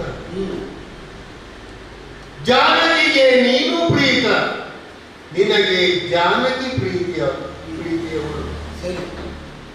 ನೀನು ಅವಳನ್ನ ತೊರೆದರೂ ಕೂಡ ಅಥವಾ ನಿನ್ನನ್ನು ಅಗಲಿದರೂ ಕೂಡ ಅವಳ ಬಾಯಲ್ಲಿ ಬಂದದ್ದು ರಾಮ ರಾಮ ರಾಮ ಅನ್ನುವಂತ ನಿನ್ನ ನಾಮಸ್ಮರಣೆ. ಆಕೆಯ ಅಭಿಷ್ಟವನ್ನ ಈಡೇರಿಸುವುದಕ್ಕಾಗಿ ರಾಕ್ಷಸನೊಬ್ಬ ಜಿಂಕೆಯ ರೂಪದಲ್ಲಿ ಬಂದದ್ದಿದ್ರೂ ಕೂಡ ಅವ ರಾಕ್ಷಸನು ಎಂಬುದಾಗಿ ಗೊತ್ತಿದ್ದು ತನ್ನ ಮಡದಿಯ ಇಚ್ಛೆಯನ್ನು ಈಡೇರಿಸಬೇಕು ಅನ್ನುವಂತಹ ಉದ್ದೇಶದಿಂದ ಹೊರಟವನು. ಆದರ್ಶ ದಂಪತಿಗಳು ಜೀವನದಲ್ಲಿ ಗಂಡ ಹೆಂಡತಿ ಯಾವ ರೀತಿಯಲ್ಲಿ ಬದುಕಬೇಕು ಅನ್ನುವಂಥದ್ದನ್ನ ಲೋಕಮುಖಕ್ಕೆ ತೋರಿಸಿಕೊಟ್ಟವರು. ಈ ಸೂರ್ಯ ವಂಶದಲ್ಲಿ ಎಷ್ಟೋ ಅರಸರು ಹುಟ್ಟಿದಿದ್ರೂ ಕೂಡ ರಾಘವ ಅನ್ನುವಂತಹ ನಾಮವನ್ನ ಪಡೆದವ ನೀನು ಮಾತ್ರ. ಹಿಂದೆ ಒಬ್ಬ ರಘು ಅನ್ನುವಂತಹ ಚಕ್ರವರ್ತಿ ಇದ್ದಾನೆ.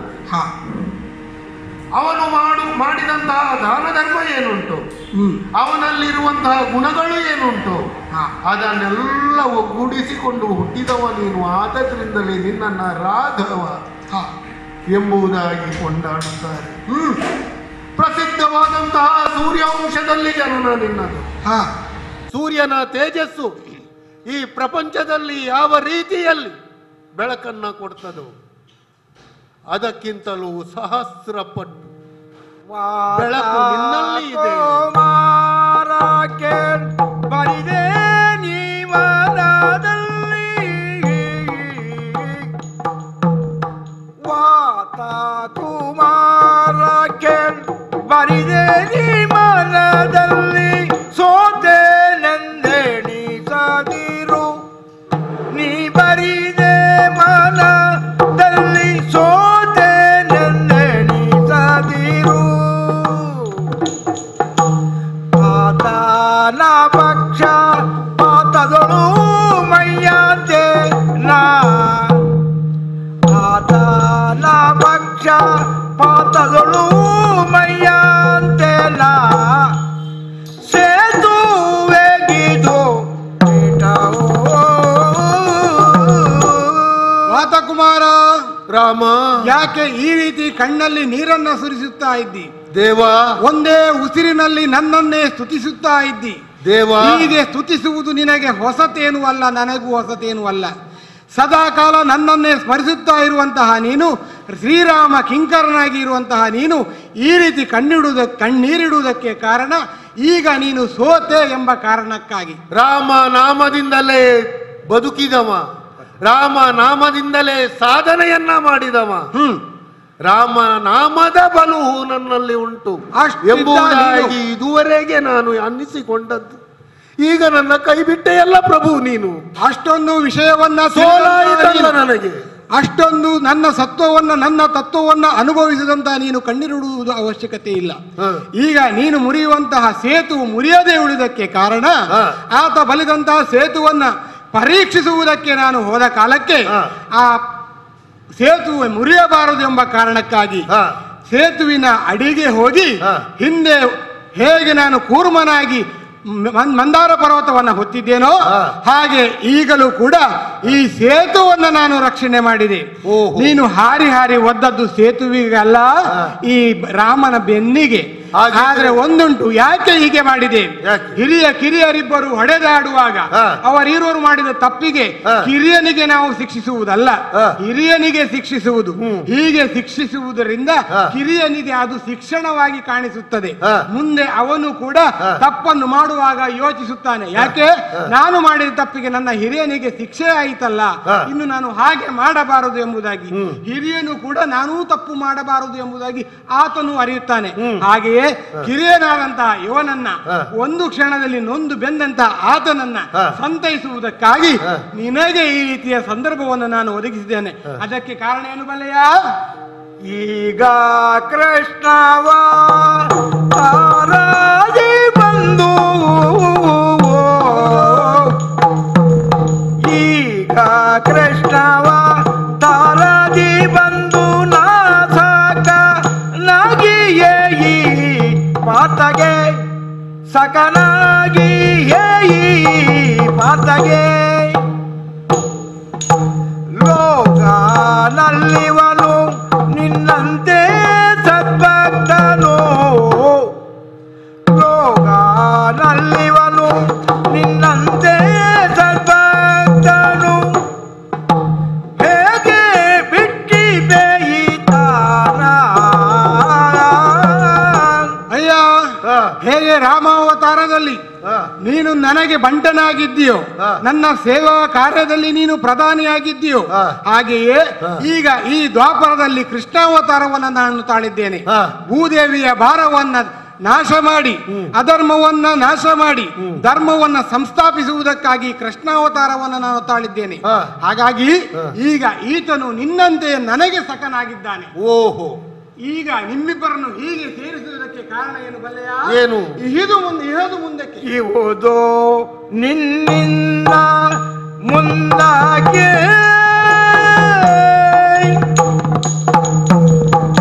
ಇವುದೋ ನಿನ್ನಿಂದ ಮುಂದಕ್ಕೆ ಕಾರ್ಯವೀತಗೆ ಬಹುಮಾತಿನಿಂದ ಏನೋ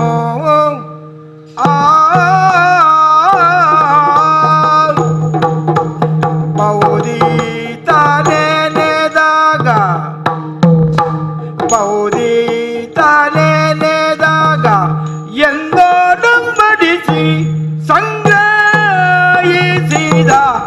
ಆತನೋ. ಹನುಮಂತ, ಹಿಂದೆ ತ್ರೇತಾಯುಗದಲ್ಲಿ ದುಷ್ಟ ದಾನವರ ಹಾವಳಿಯಿಂದ ದಾನ ವಸ್ತುವನ್ನ ಅಳಿದು ಶೋಣಿ ಭಾರವನ್ನ ಇಳಿಯುವುದಕ್ಕಾಗಿ ರಾಮಾವತಾರವನ್ನ ನಾನು ತಾಳಿ ಆ ದುಷ್ಟ ದಾನವರನ್ನ ತರಿದೆ.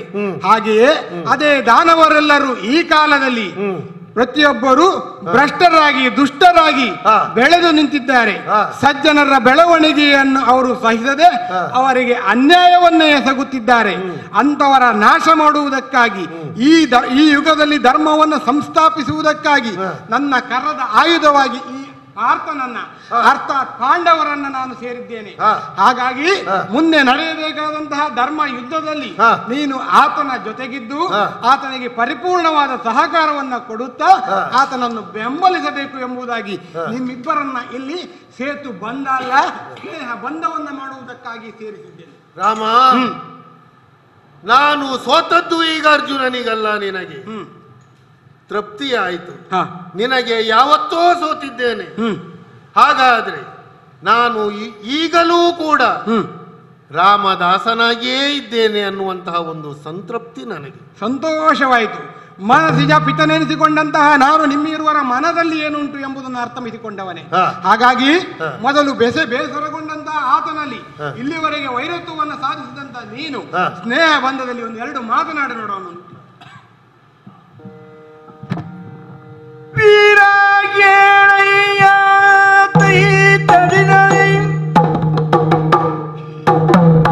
ವೀರ ಕೇಳಯ್ಯ ನಿನ್ನಯ ಸತ್ವವರಿಯದೆ ಪೌರುಷವನು ಬೇಳೆ ಬರಿದೆ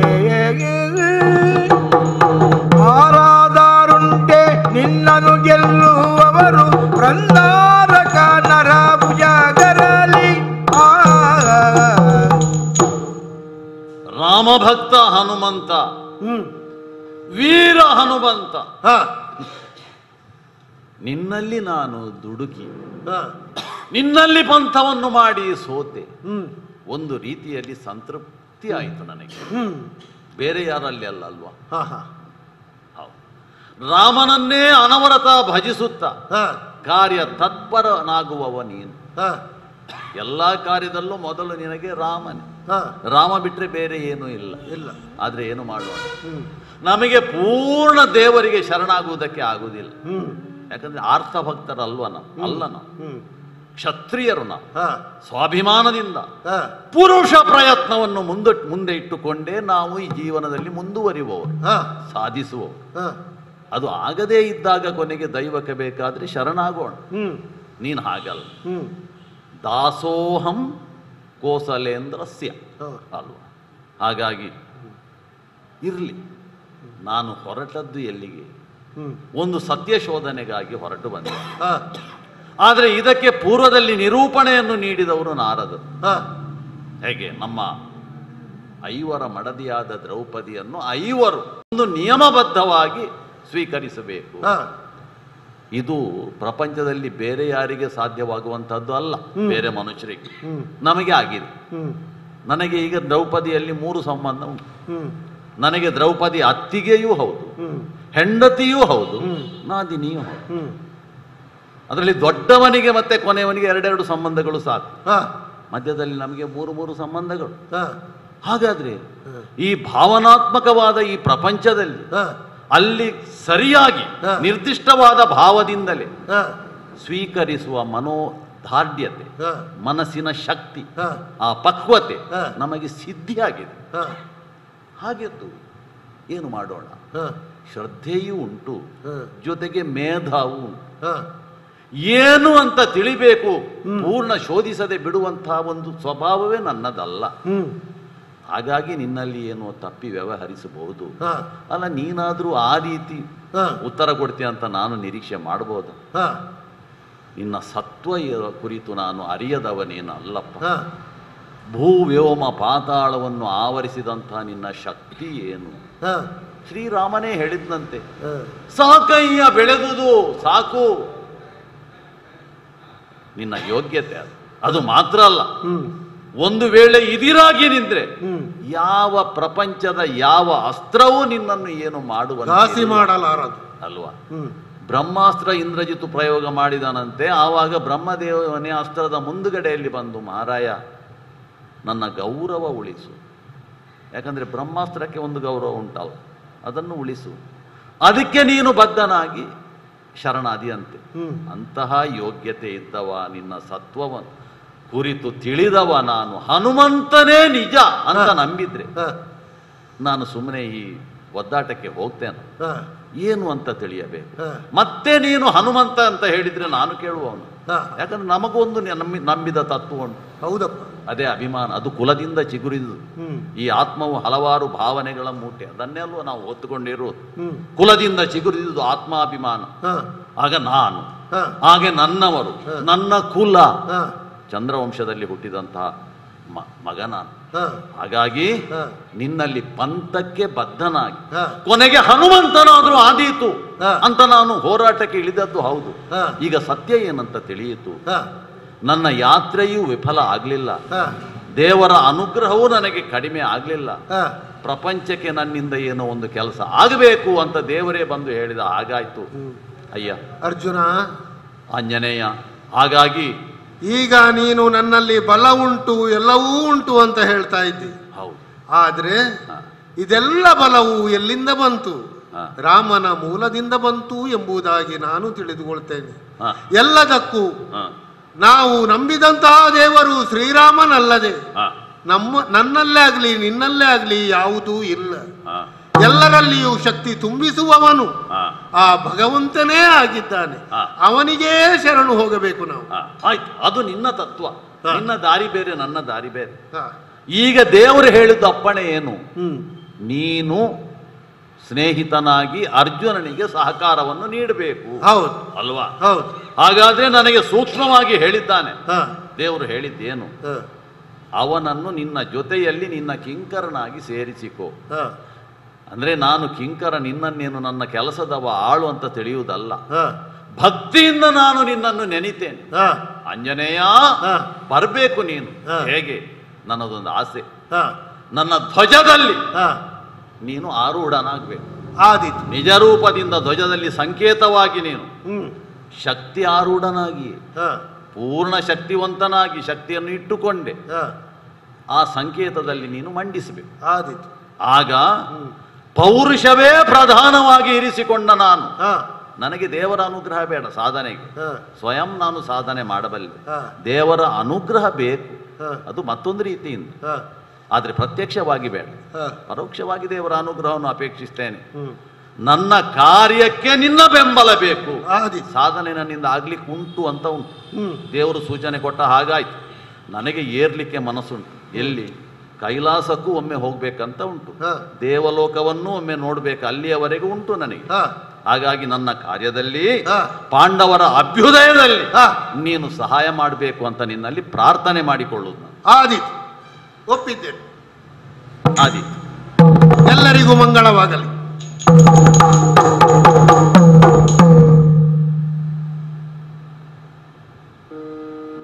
ಕುಮುದಳಲೋಚನೆಗೆ ಕಾಮಾರಿ ನಾಯಕಿಗೆ ವಿಮಲ ಕೋಮಲ ಗಾತ್ರ ಶರ್ವಾಣಿಗೆ ಶರಜನ್ಮ ಮಾತೆಗೆ ಶಂಕರನ ಪೀಠಗೆ ಹರಿಯ ನೀರಿಯ ದೇವಿ ಮೂಕಾಂಬೆಗೆ ಮಂಗಲಂ ಜಯ ಮಂಗಲಂ ಶಿವ ಮಂಗಲ.